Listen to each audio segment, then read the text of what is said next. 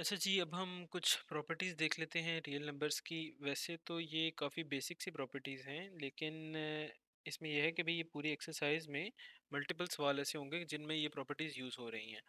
आपने ये डेफ़िनेटली मेरे ख़्याल में 9th और 10th में ये बेसिकली पढ़ी भी होंगी। कुछ आप में से कुछ लोगों को याद भी होंगी, कुछ को भूल गई होंगी। तो मैं सिर्फ़ चाह रहा था कि आपको एक रिविज़न करा दी जाए, ताकि आपको इस एक्सरसाइज़ में कोई मसला ना हो। इवन दो कि अगर आप में से किसी को उस टाइम पे किसी को समझ नहीं भी आई थी, तो मेरी कोशिश होगी कि अभी आपको वो बिल्कुल क्लियर क्रिस्टल क्लियर समझ आ जाए। तो सबसे पहले इस सारे को शुरू करने से पहले इसमें कुछ सिंबल्स हम यूज़ करेंगे आगे, जो मैथ के सिंबल्स होते हैं। लेकिन जैसे इक्वल टू का एक सिंबल है ना, तो आप इक्वल टू, अब तो जैसे ही मैं बताऊं तो आपके जहन में आ जाता होगा कि वो दो लंबी लाइनें लगाओ तो वो इक्वल टू होता है। लेकिन पहले तो आपको इस तरीके से उसको याद नहीं ना होगा इक्वल टू क्या होता है। इसी तरह मल्टीपल सिंबल्स हैं जो कि आपने अभी नए आप सीखेंगे, जो कि शायद आपने पहले ना देखे हों, मे बी वही अगेन 9th में आपने देखे हों, अब आप भूल गए हों। तो खैर वो रिवाइज कर लेंगे, उसमें कोई इशू नहीं है। तो सबसे पहले हम शुरू करते हैं। तो एक सिंबल है, जो फर्स्ट ऑफ ऑल ये एक सिंबल है जी फॉर ऑल का। ठीक है, ये वाला सिंबल। तो ये ऐसे ए उल्टा बना होता है, इसका मतलब होता है कि फॉर ऑल। ये एक ई की तरह दिखता है, इसको हम कहते होते हैं बिलोंग्स टू।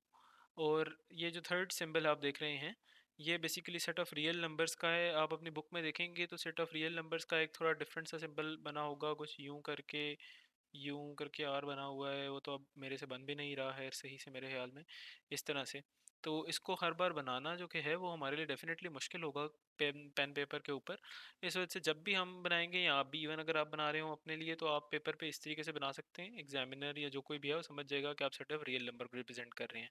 इसको सादा आर ना लिखिएगा। सादा आर जो है वो कहीं पे आर से कंफ्यूज कर जाएगा, तो वो पता नहीं लगेगा। इसलिए मैं हमेशा ये करता हूँ कि कैपिटल आर लिख के उसके साथ मैं दो लाइनें लगा देता हूँ वर्टिकल में। जैसे आप ये देख रहे हैं ना, इधर ये दो लाइनें लगी हुई हैं। इससे पता चलता है कि ये वो वाला आर नहीं जो आप नॉर्मली कहीं पे लिख रहे हैं, ये एक सेट को रिप्रेजेंट कर रहा है, एक सिंबल है। इसके बाद ये है एक थ्री, या आप कह लें ई उल्टा लिखा हुआ, ये देयर एग्जिस्ट्स का सिंबल है। कॉमा नॉर्मली जहाँ पे भी यूज़ होगा एंड का सिंबल होगा। और एक लंबी वर्टिकल लाइन जो कि है ये और का सिंबल होती है। आप में से जो प्रोग्रामिंग से फेमिलियर होंगे उन्होंने शायद ये चीज़ें थोड़ी सी पहले इन सिंबल्स को देखा हुआ भी हो। तो आगे चल लेते हैं। इनको मैं डिलीट कर देता हूँ। अच्छा, तो हमारे पास अब आ जाता है सबसे पहला लॉ, जो कि है क्लोजर का लॉ है एडिशन में। क्लोजर का लॉ क्या कहता है? क्लोजर का लॉ ये कहता है कि भाई एक सेट है ना, अगर उसमें कोई भी नंबर है, वो नंबर अगर उसी सेट के एक और नंबर के साथ ऐड होगा, तो वो अपने सेट के अंदर ही रहेगा। मसलन कि आप कह लें कि भाई अगर एक रियल नंबर है, एक रियल नंबर है सपोज, और वो टू है, इसमें अगर मैं टू ऐड कर लूँ या फाइव ऐड कर लूँ, एक रियल नंबर एक और ऐड कर लेता हूँ, तो ये सेवन आ जाता है। तो ये भी एक रियल नंबर है। इसी तरह आप कह लें कि भाई अगर मैं एक 1.757 में कह लें कि आप 2.3 ऐड कर लूँ, तो ये आ जाएगा 4.057। ये भी एक रियल नंबर है। तो इस तरह आप कोई भी दो नंबर ले लें जो कि खुद रियल नंबर हों, और उनको आप ऐड अप करें, तो आप देखें कि भाई ऐड करके हमेशा जो एंड रिजल्ट आएगा वो एक रियल नंबर ही होगा। तो अब ये देख लेते हैं कि भाई ये मैथ में ये सिंबल की फॉर्म में क्या कह रहा है। जब ये हम देख लेंगे तो हमें आराम से समझ आ जाएगी। ये कह रहा है कि भाई for all a and b belongs to real number. वो कह रहा है कि भाई ए और बी किसी भी पूरे सेट में से कोई भी नंबर हो, लेकिन वो रियल नंबर से बिलोंग करते हो, मतलब कि उस सेट के नंबर हो। ए और बी कोई भी नंबर हो सकते हैं, 3, 5, 7, जितने मर्जी रियल नंबर में आप जो सा भी नंबर सोच लें। तो अब इधर एक और चीज़ आपने देखनी है कि इधर दो जगह पे कॉमे लगे हुए हैं, एक ये लगा हुआ है और एक ये लगा हुआ है। अब ये दोनों कॉमा सेम नहीं है। इसको, ये वाला जो कॉमा है जो आप फर्स्ट पे देख रहे हैं, ये बेसिकली एंड को रिप्रेजेंट कर रहा है। ये जो है ये एंड को रिप्रेजेंट कर रहा है। ये दूसरा वाला जो है ये एंड को रिप्रेजेंट नहीं कर रहा। ये इंग्लिश में होता है ना कि आप कभी जुमला खत्म करें तो आप कॉमा लगाएं, ये वो वाला कॉमा है। अब आपको ये किस तरह पता चलेगा कि भाई कौन सा वाला किधर आ रहा है? आप अपनी किताब देखिएगा, उसमें आप देखेंगे कि भाई जो जहाँ जहाँ पे भी दो कॉमे लगे होंगे ना, तो जो फर्स्ट वाला है ना, इसको इन्होंने सेकंड वाले से थोड़ा सा डिफरेंट बनाया होगा। कोई इसका साइज थोड़ा छोटा किया होना है, या कॉमे की जो नीचे वाली लेंथ है ये इसको ज़्यादा इंक्रीज करके बनाया होगा इन्होंने। तो वो आप ज़रूर चेक कीजिएगा। अच्छा, अब हम आगे देखते हैं कि भाई अगर ए और बी बिलोंग करते हैं रियल नंबर से, स्टेटमेंट ये कह रही थी। तो क्या आगे लिखा हुआ है कि ए प्लस बी भी बिलोंग करेगा रियल नंबर्स के साथ ही। तो ये एक सिंपल सा है लॉ ऑफ क्लोजर, कि भाई कोई भी दो नंबर आप एक सेट के उठा लें, रियल नंबर के सेट के अगर आप उठा लें, और उनको आप ऐड अप करें तो जो भी एंड रिजल्ट आएगा वो भी उसी सेट से ही बिलोंग कर रहा होगा। ठीक है, अब हम अगले लॉ की तरफ चलते हैं जो कि है associative law. Associative law of addition क्या कहता है? एसोसिएटिव लॉ ऑफ एडिशन ये कहता है कि अगर हमारे पास कोई तीन नंबर हैं और वो रियल नंबर के सेट से बिलोंग करते हैं, तो सीक्वेंस मैटर नहीं करता है कि हम इसको कैसे ऐड अप करें। अगर हम इनको ऐड अप कर रहे हों, मसलन मेरे पास अगर तीन नंबर हैं 2, 3, 5, और हम इनको ऐड करने लगे हैं, तो मैं कहता हूँ कि मैं भाई पहले ऐसे करता हूँ कि 2 + 3 ऐड कर लेता हूँ, ये आ जाएगा हमारे पास 5, और फिर मैं इसमें 5 ऐड कर लूँगा तो ये आ जाएगा टोटल हमारे पास 10। लेकिन अगर एक और बंदा है वो कहता है नहीं यार मैं तो ये करना चाहूँगा कि भाई मैं तो पहले इन दो को ऐड करना चाहूँगा 2 और 5 को, तो ये बन जाएगा 7, और फिर प्लस करेंगे 3 तो फिर भी ये आ जाएगा 10। इसी तरह एक और है वो कहता है नहीं भाई मैं तो चाहता हूँ कि भाई पहले जो कि है मैं वो 3 और 5 को ऐड कर लूँ, तो ये आ जाएगा उसके पास 8, और फिर मैं इसमें 2 ऐड करूँगा तो ये आ जाएगा 10। तो इसका मतलब ये है कि भाई इन दोनों में से सीक्वेंस में, इसमें किसी भी सीक्वेंस को डिफर करके भी अगर ऐड किया जाए तो फ़र्क नहीं पड़ता। अब इसको मैथ की टर्म्स में भी देख लेते हैं कि भाई हमने सिंबल्स की फॉर्म में कैसे कहना है इसी बात को। तो वो कहता है कि भाई फॉर ऑल ए, बी और सी बिलोंग करते हैं अगर रियल नंबर से, तो इधर इसने कहा तो ए प्लस, अब देखें बी प्लस सी पे उसने एक ब्रैकेट लगा दी, ठीक है, बी प्लस सी पे ए प्लस बी प्लस सी, लेकिन इसमें बी प्लस सी पे ब्रैकेट लगी हुई है, इक्वल होगा ए प्लस बी प्लस सी, लेकिन अब ए प्लस बी पे ब्रैकेट लगी हुई है। मतलब कि कहना क्या चाह रहा है कि भाई अगर बी प्लस सी को पहले ऐड कर दें, इस ब्रैकेट को लगाने का मकसद यही है, ये बताना चाह रहा है कि इसको पहले अगर ऐड कर लिया जाए, और राइट साइड पे आप देखें तो कह रहा है कि ए प्लस बी को अगर पहले ऐड कर दें तो इस चीज़ से फ़र्क नहीं पड़ेगा। मतलब कि एडिशन में, रियल नंबर्स की एडिशन में एसोसिएटिव लॉ ऑफ एडिशन ये कहता है कि सीक्वेंस मैटर नहीं करती। आप किसी भी सीक्वेंस में इन नंबर्स को ऐड अप कर सकते हैं, आंसर हमेशा सेम ही आएगा। तो हमारे लिए कह लें कि रियल नंबर्स में ये आसानी है कि जब आपने रियल नंबर्स को ऐड करना है तो आपको इस चीज़ का ध्यान नहीं रखना पड़ेगा कि भाई कौन सा वाला नंबर जो है वो पहले ऐड होगा। अगर ब्रैकेट्स हैं भी तो एडिटिव एसोसिएटिव लॉ ये कहता है कि भाई आप उनको छोड़ के, इग्नोर करते हुए भी उनको लिख से किसी को भी पहले या किसी को भी बाद में ऐड कर सकते हैं, और इससे फ़र्क नहीं पड़ेगा। नेक्स्ट लॉ की तरफ चलते हैं। नेक्स्ट लॉ है हमारे पास एडिटिव आइडेंटिटी। अब आइडेंटिटी का जो ये लफ्ज़ है, आइडेंटिटी का लफ्ज़ कहाँ से निकला? आइडेंटिकल से। तो आइडेंटिकल का लफ्ज़ क्या कहता है कि भाई कोई भी नंबर या कोई भी चीज़, मतलब नंबर को आप छोड़ दें, नॉर्मली आइडेंटिकल के लफ्ज़ को समझे पहले। आइडेंटिकल का लफ्ज़ ये कहता है कि भाई कोई भी नंबर है ना, फिर मैं नंबर कह रहा हूँ, कोई भी चीज़ है, उसमें एक और चीज़ कोई चेंज उसमें करे और वो वहीं पे रहे, मतलब कोई फ़र्क ना पड़े उसको, मतलब वो सेम रहे, तो आइडेंटिकल है उससे। आइडेंटिकल का मतलब है कि भाई सेम रहना। ठीक है, अब एडिटिव आइडेंटिटी क्या है कि भाई कोई भी ऐसा नंबर जो कि एक रियल नंबर में ऐड हो जाए, ऐड होने के बाद भी रियल नंबर जिसमें भी वो ऐड हुआ था वो सेम ही रहे। अब आप थोड़ा सा सोचें, अगर कि भाई कोई भी ऐसा नंबर, मेरे ज़हन में कौन सा ऐसा नंबर आता है कि भाई जिसको कि मैं रियल नंबर में ऐड करूं तो वो रियल नंबर सेम ही रहे। मसलन मेरे पास एक रियल नंबर है 50, इसमें मैं क्या ऐड अप करूं कि ये सेम ही रहेगा? तो बिल्कुल सही आपके ज़हन में आ रहा है कि भाई इसमें अगर हम ज़ीरो ऐड अप करें तो ये सेम ही रहेगा। तो रियल नंबर्स की एडिटिव आइडेंटिटी ज़ीरो है। तो ज़ीरो रियल नंबर्स की एडिटिव आइडेंटिटी है। इसी इसी बात को अब वो, अब कोई भी रियल नंबर लें उसमें ज़ीरो ऐड करें वो डेफिनेटली ज़ीरो ही रहेगा। मतलब ज़ीरो में भी खुद आप ज़ीरो ऐड करें वो ज़ीरो ही रहेगा। आप 75 में ज़ीरो ऐड कर लें वो 75 आ जाएगा कि भाई वो उस नंबर को कोई फ़र्क नहीं पड़ा। इसी तरह आप 1.579 में ज़ीरो ऐड कर लें तो एंड रिज़ल्ट पे 1.579 ही रहेगा। तो बेसिकली उस नंबर को कोई फ़र्क नहीं पड़ेगा, वो चेंज नहीं होगा। इसी तरह अब इसको मैथ की टर्म्स में देख लेते हैं कि भाई वो क्या कहता है। वो कहता है कि भाई for all a belongs to real numbers. कहता है एक नंबर है ए जो कि बिलोंग करता है रियल नंबर से, मतलब कि रियल नंबर के सेट में से कोई भी एक नंबर आप उठा लें।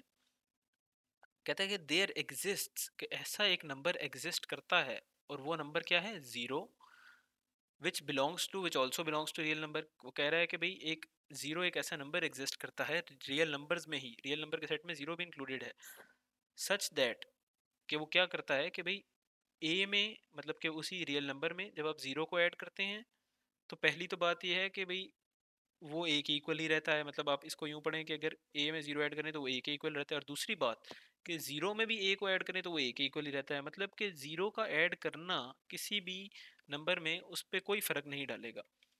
ठीक है, तो लॉ क्या कह रहा है कि भाई कोई भी एक नंबर ले लें रियल नंबर के सेट से, उसमें अगर आप ज़ीरो को ऐड करें तो वो उसके ऊपर कोई फ़र्क नहीं डालेगा, इसलिए ज़ीरो उसकी क्या है, एडिटिव आइडेंटिटी है।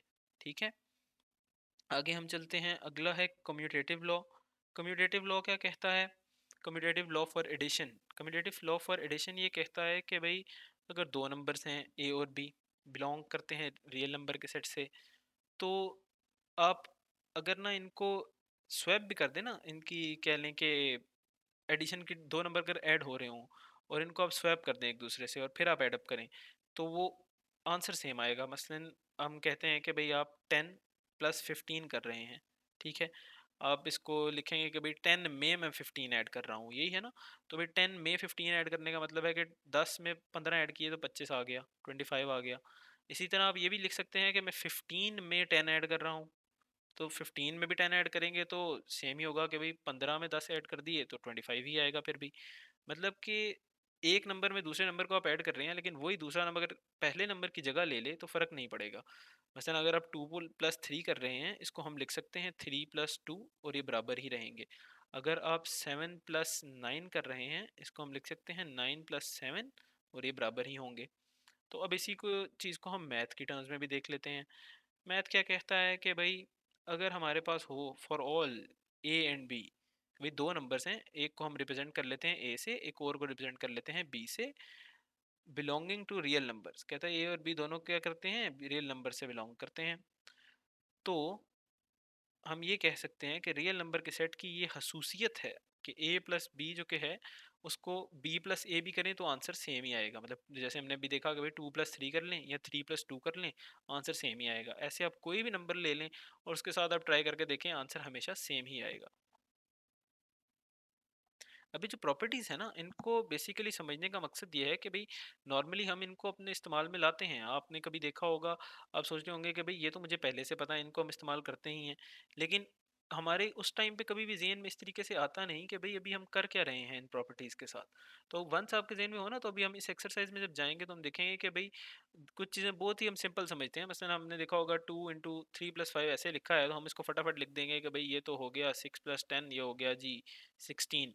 लेकिन हम ये नहीं सोचते कि भाई अच्छा यहाँ पे कोई प्रॉपर्टी लगी है इस वाले स्टेज के ऊपर, फिर इसके ऊपर भी कोई प्रॉपर्टी है रियल नंबर की जो कि हमें अलाउ कर रही है कि हम ये चीज़ें करें। मतलब इतना हम यूज टू हो गए हैं कि उन लॉज को हमारे वो जहन में आते ही नहीं जिस टाइम पे हम ये सॉल्व कर रहे होते हैं। लेकिन एक दफ़ा हम ये चीज़ें देख लेंगे ताकि हमें हमें एटलीस्ट एक बैकग्राउंड पता हो मैथ में, क्योंकि आप आगे जाएंगे तो कितने एडवांस एडवांस मैथमेटिशियंस कोई बन जाएंगे, कोई इंजीनियर्स बन जाएंगे, और वो कितना एडवांस ये मैथ कर रहे होंगे उस टाइम पे। तो उस टाइम पे एटलीस्ट एक बैकग्राउंड आपको पता होना चाहिए कि भाई ये नंबर जो मैं ऐड कर रहा हूँ किस क्या चीज़ मुझे इजाज़त देती है, कौन सा वो रूल है मुझे जो इजाज़त देता है कि मैं इनको इस तरीके से कर सकता हूँ ऐड, या इनको इस तरीके से मल्टीप्लाई कर सकता हूँ। तो वो प्रॉपर्टीज़ हैं रियल नंबर्स की। इसी तरह अभी हम आगे देखेंगे मल्टीप्लिकेटिव प्रॉपर्टीज़। जी, जैसे हमने देखे अभी एडिशन के लॉज थे, इसी तरीके से कुछ लॉज हैं मल्टीप्लिकेशन के भी रियल नंबर्स के, काफ़ी मिलते जुलते हैं। इसीलिए हम एक साथ इन दोनों को देख लेंगे। तो सबसे पहले जो लॉ है वो है क्लोजर लॉ ऑफ मल्टीप्लिकेशन।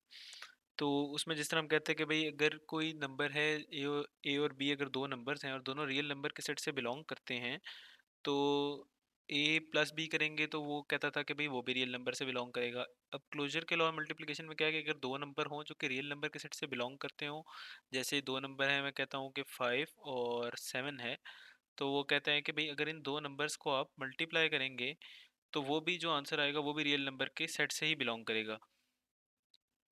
ठीक है, इसी तरह आप कोई भी दो नंबर ले लें जो कि खुद रियल नंबर हों, तो उनका जो भी मल्टीप्लिकेशन के बाद आंसर आएगा वो जो आंसर होगा वो भी रियल नंबर ही होगा।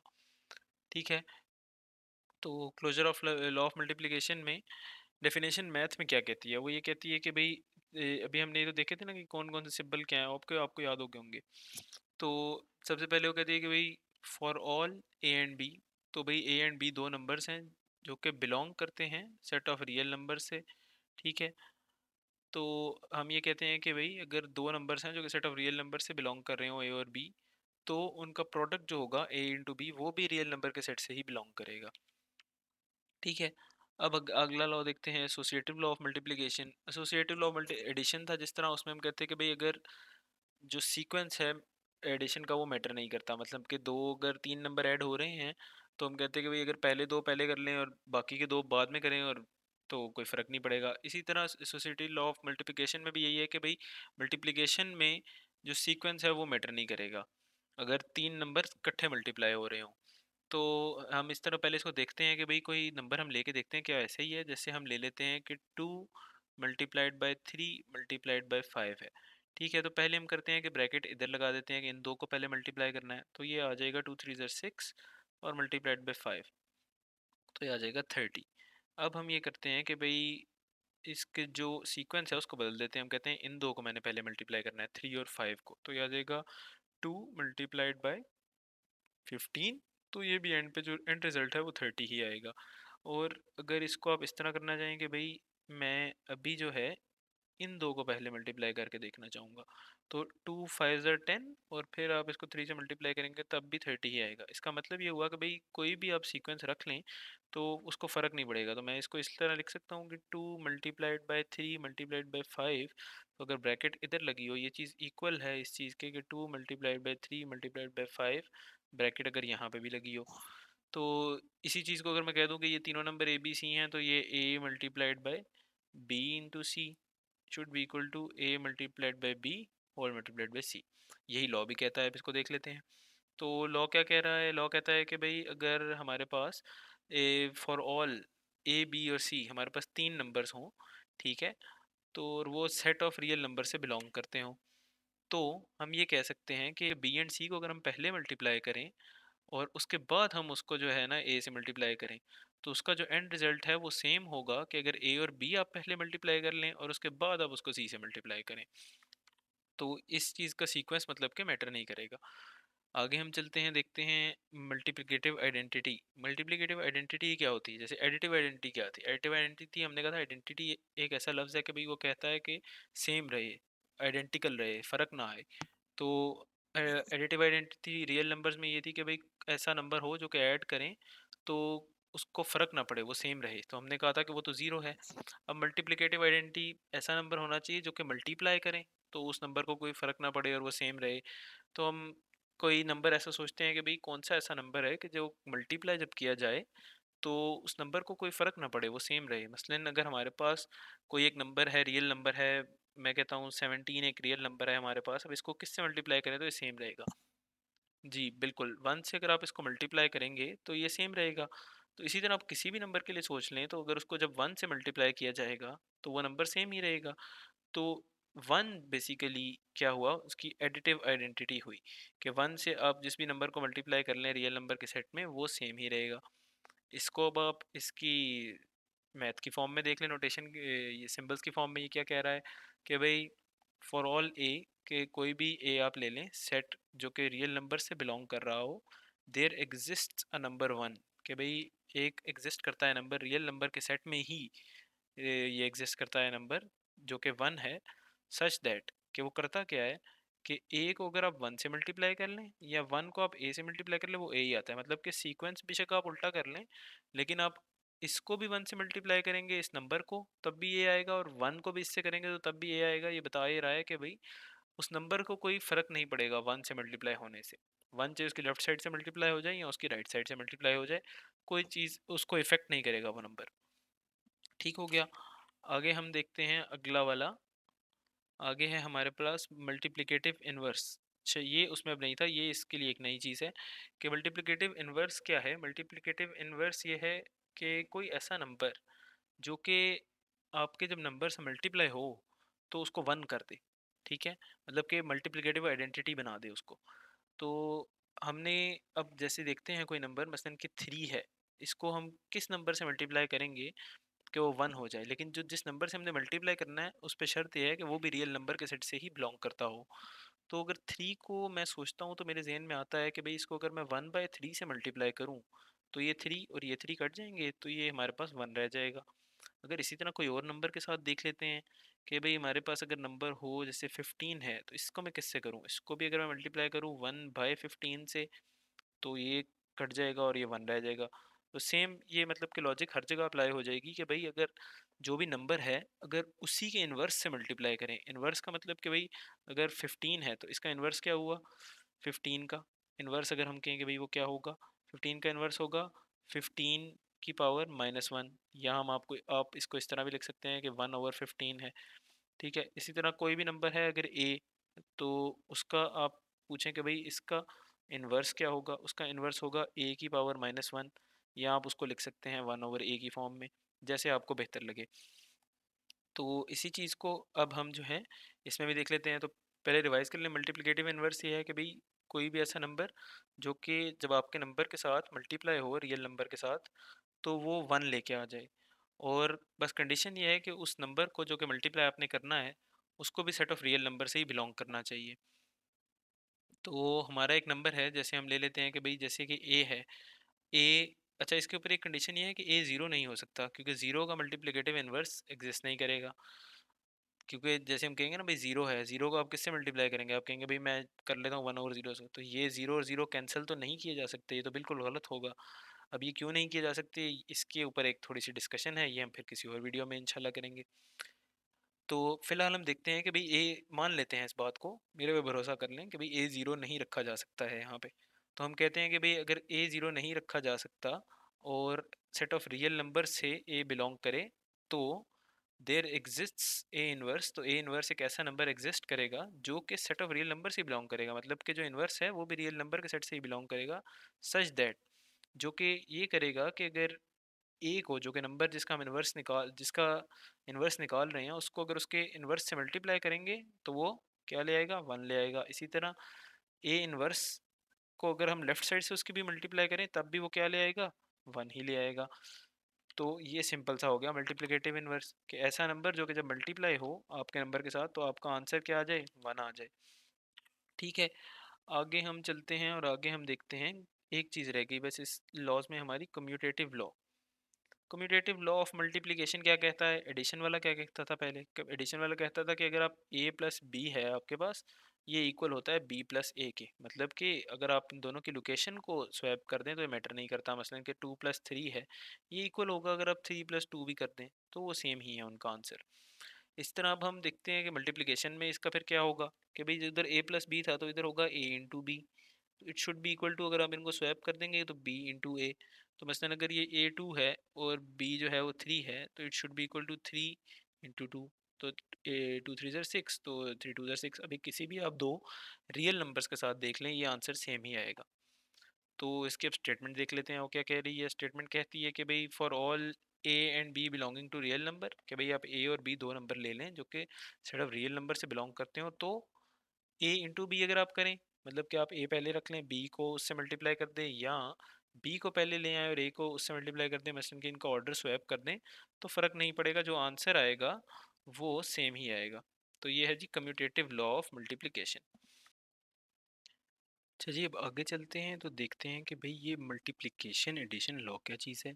अब मल्टीप्लिकेशन एडिशन लॉ सिंपल सा है। मल्टीप्लिकेशन एडिशन लॉ क्या कहता है कि भाई इसमें दो चीज़ें हैं बेसिकली, मल्टीप्लिकेशन और एडिशन को मिला के एक लॉ बनाया गया है, इसलिए इसका नाम जो है मल्टीप्लिकेशन एडिशन लॉ। ये कहता है ये है कि भाई अगर दो चीज़ें ब्रैकेट में ऐड हो रही हैं, मतलब कि दो चीज़ों को आपने पहले ऐड करना था और उसके बाद एक नंबर आपने बाहर से मल्टीप्लाई करना था, ये इस चीज़ के इक्वल है कि आप उन नंबर्स को ऐड किए बगैर उसको बाहर से मल्टीप्लाई कर दें। नहीं समझ आई, इसको मैं लिख के आपको बताता हूँ। मसलन आप देखें कि अगर हमारे पास एक नंबर है 2 और इसको हमें मल्टीप्लाई करना था 3 + 5 से, ठीक है। वो लॉ ये कहता है कि ये इक्वल होगा कि अगर आप 2 × 3 कर दें प्लस 5 2 × 5 कर दें, ठीक है। अब देखते हैं कैसे। अब इधर अगर इस तरफ हम इसको हल करते हैं तो हम कहते हैं कि पहले ब्रैकेट को हल होना चाहिए, तो 2 इंटू आ जाता 8, ठीक है। 2 × 8 हमारे पास आ जाता 16। अब दूसरी साइड को हल कर लेते हैं, तो वो कहते हैं 2 × 3 क्या आ गया 6 और 2 × 5 आ गया 10, तो एंड पे एंड रिजल्ट 16। ये इससे हमें पता चलता है कि भाई अगर आप इस चीज़ को आप पहले हल कर लें, या आप इस 2 को डिस्ट्रीब्यूट कर दें कि एक इधर जाके मल्टीप्लाई हो जाए और इधर जाके मल्टीप्लाई हो जाए, तो इससे फ़र्क नहीं पड़ेगा, आंसर हमारा सेम ही आएगा। इसलिए इसको ये भी कहते हैं distributive property of multiplication over addition, कि क्या किया आपने 2 को इधर 3 पे और यहाँ 5 पे डिस्ट्रीब्यूट कर दिया, तो आपका आंसर जो कि है उसको कोई फ़र्क नहीं पड़ता, वो सेम ही रहता है।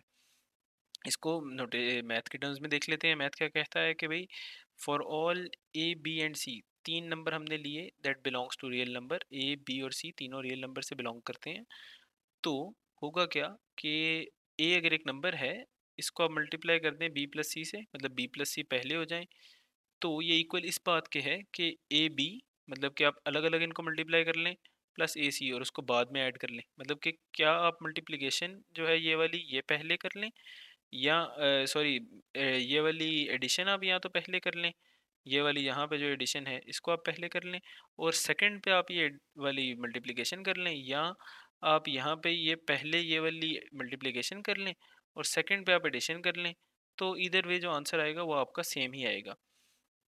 इसी तरह हमने ये भी कई प्रॉपर्टीज़ में देखा है कि जो मल्टीप्लिकेशन का ऑर्डर है ये फ़र्क नहीं करता। मसलन कि अब दूसरी जो प्रॉपर्टी हमने देखी थी ना कि a b is equal to B C है, उसी को रखते हुए अगर हम कह दें कि भई अगर हमने ये प्रॉपर्टी दूसरी साइड से भी होल्ड करती है, मसलन कि अब ए प्लस बी जो है वो शुरू में आ जाए और सी यहाँ पे आ जाए, तो क्या ये फ़र्क पड़ेगा?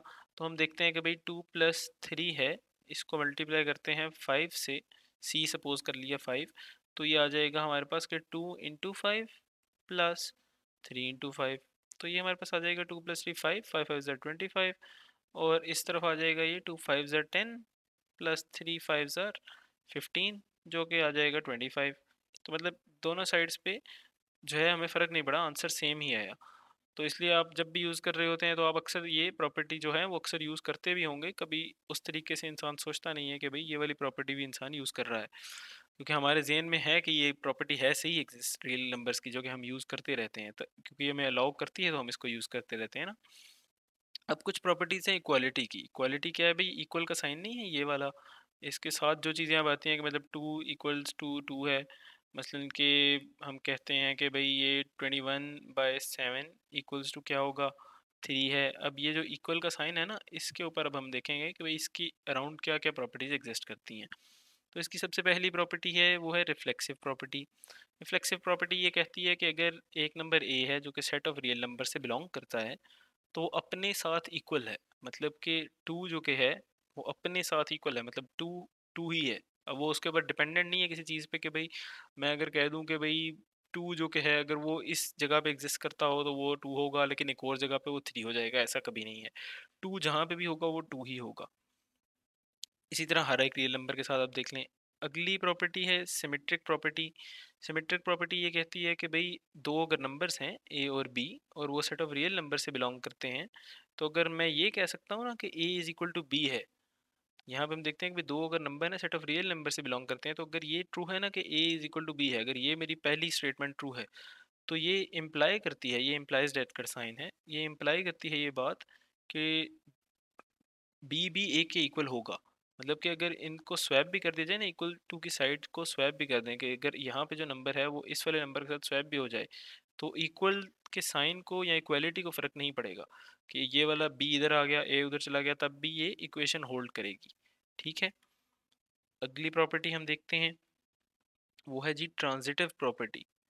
ट्रांजिटिव प्रॉपर्टी क्या कहती है कि भाई अगर तीन नंबर है मेरे पास जो कि हैं ए बी और सी, और वो सेट ऑफ रियल नंबर से बिलोंग करते हैं, तो ए सपोज कर लेते हैं कि ए बी के इक्वल है, और दूसरी बात ये कि बी भी सी के इक्वल है, ये और है ना एंड, तो बी भी अगर सी के इक्वल है ए बी के इक्वल है तो ए सी के इक्वल होगा। भाई वो कैसे? भाई देखो, बी यहाँ पे ये बी कॉमन है ना दोनों में, यहाँ पे आप देखें तो अब ए अगर बी के इक्वल है, मसलन के ए की वैल्यू है बी, हम कहते हैं टू है, सपोज कर लेते हैं बी टू है, तो हम कहते हैं कि ए जो कि है वो बी की जगह पे हम लिख देते हैं टू है, और टू जो कि है वो सी के इक्वल है। तो अब देखें, अब आपको क्या लग रहा है कि भाई ए अगर टू है और सी भी टू है, तो बेसिकली ए और सी आपस में बराबर हैं। ठीक है। इसी तरह ये भी प्रॉपर्टी भी यही बता रही है कि भाई ए अगर बी के इक्वल है और बी अगर सी के इक्वल है, तो एक लॉजिकल सी बात है कि भाई अगर बी निकल भी जाएगा तो ए सी के इक्वल होगा। ठीक है। आगे हम देखते हैं एक एडिटिव प्रॉपर्टी। एडिटिव प्रॉपर्टी क्या कहती है कि भाई अगर दो नंबर बराबर हैं तो उनके अंदर आप दोनों तरफ कुछ भी ऐड कर सकते हैं, इक्वल टू इक्वालिटी आपको इस चीज़ से अलाउ करती है। सॉरी, दो नंबर हैं जो कि एक दूसरे को इक्वल हैं, आप इक्वालिटी में उस चीज़ को ऐड भी करेंगे, दोनों तरफ ऐड करेंगे तो वो बराबर रहेगी उसी नंबर को। मसलन के देखें कैसे, कि अगर हमारे पास एक नंबर है, हम कहते हैं a इज़ इक्वल टू है टू, सपोज करते हैं कि b जो कि है वो टू है, a is equal to B में, तो हम लिख देंगे इसको कि a is equal to two हो गया, क्योंकि b हमने कहा भी टू है। तो हम ये लिख सकते हैं कि अगर ए में प्लस किया जाए सपोज 3, तो ये हो जाएगा 2 में भी प्लस हो जाएगा 3। तो ए और प्लस 3, ए अगर 2 था तो ये क्या हो गया 5। तो उस तरफ भी क्या हो गया 2 + 3 5। तो कहने का मकसद सिर्फ ये है कि भाई दोनों तरफ आप किसी भी नंबर को ऐड कर सकते हैं, इक्वलिटी को इस चीज़ से फ़र्क नहीं पड़ता। मसलन कि a इक्वल्स टू बी है तो आप a + 11 कर दें, तो दूसरी तरफ भी b + 11 कर दें। तो ये आप कर सकते हैं, रियल नंबर इस चीज़ से आपको अलाउ करता है। आगे चलते हैं, आगे हमारे पास है मल्टीप्लिकेटिव प्रॉपर्टी। मल्टीप्लिकेटिव प्रॉपर्टी कहती है कि भाई जिसमें एडिटिव कहती है ना, कि भाई इक्वालिटी की जो एडिटिव प्रॉपर्टी है वो ये कहती है कि आप दोनों तरफ कुछ भी ऐड कर दें, लेकिन वो दोनों तरफ सेम नंबर अगर ऐड हो तो फ़र्क नहीं पड़ता, इक्वालिटी होल्ड करेगी। इसी तरह मल्टीप्लिकेटिव प्रॉपर्टी कहती है कि भाई दोनों तरफ मल्टीप्लाई करें, तो अगर दोनों तरफ जो आप सेम नंबर अगर मल्टीप्लाई करेंगे तो इक्वालिटी होल्ड करेगी। तो भाई for all A B and c real number से बिलोंग करते हैं और ए बी के इक्वल है, तो आप इस साइड पे लेफ्ट हैंड साइड पे भी सी से मल्टीप्लाई करें और राइट हैंड साइड पे बी से मल्टीप्लाई करें, तो ये आपको अलाउ करेगी इस चीज़ के लिए। और साथ ही वो ये भी कहता है कि भाई सी ए सी बी के इक्वल भी होगा। मतलब कि अगर इन दोनों को ऑर्डर को स्वैप कर दिया जाए, ये वाली हमने प्रॉपर्टी पहले पढ़ी थी कि भाई ऑर्डर को स्वैप करने वाली प्रॉपर्टी मल्टीप्लिकेशन में, इसको हम कहते थे कम्यूटेटिव लॉ ऑफ मल्टीप्लिकेशन, जो कि ये बताता था कि भाई अगर इन दोनों को आप स्वैप भी कर दें ना, ए सी और बी सी को, तो फ़र्क नहीं पड़ेगा। तो आप इसको ए सी को भाई लिख दें कि भाई ये सी ए है, और इसको आप लिख दें कि भाई ये सी बी है, तो ये बराबर होंगे।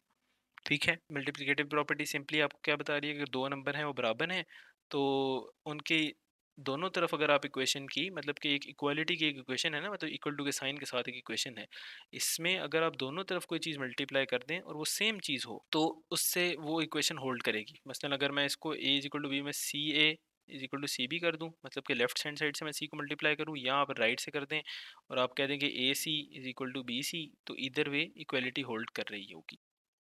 अब बस दो और प्रॉपर्टीज़ रह गई हैं, बड़ी सिंपल सी प्रॉपर्टीज़ हैं और इनको हम एक्सेसिवली यूज़ करते हैं। तो ये दोनों देख लेते हैं कि भाई कैंसिलेशन की एक प्रॉपर्टी है इक्वलिटी की, cancellation property with respect to addition. ये कहती है कि भाई दो नंबर अगर हमारे पास हैं जो कि इक्वलिटी में हैं, तो वो ये कहती है कि भाई दोनों तरफ अगर एक नंबर ऐड हो रहा हो ना और वो सेम हो, तो उसको काटा जा सकता है। मसलन हम, आपने अक्सर देखा होगा कि हम लिखते हैं ना 2 + 3 इज इक्वल टू 2 + 9। ये तो है इक्वेशन ही होल्ड नहीं करेगी, सॉरी। हम लिखते हैं भाई 2 + x is equal to 2 + y, ऐसे लिखते होते हैं ना। तो हम कहते हैं कि भाई ये 2 और 2 कट गया, तो हम लिख देते हैं भाई x is equal to y हो गया। अब ये क्या चीज़ है कि जो कि मुझे अलाउ करती है कि मैं इस तरह कर लूँ, कि मैं जो है ये हर बार ये 2 और 2 काट लूँ और मैं कहूँ इक्वेशन तो अभी भी होल्ड कर रही है। तो ये basically property of cancellation property with respect to addition है, कि जिसने मुझे अलाउ किया है कि मैं ये इस तरह काट देता हूँ उस नंबर को।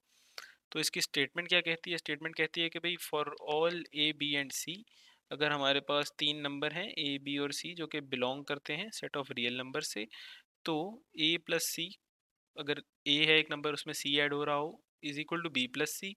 दूसरी तरफ बी है एक नंबर उसमें भी सी ऐड हो रहा हो, तो हम इस वाले सी को इस वाले सी के साथ काट सकते हैं, जो कि रह जाएगा ए इज इक्वल टू बी। ठीक हो गया।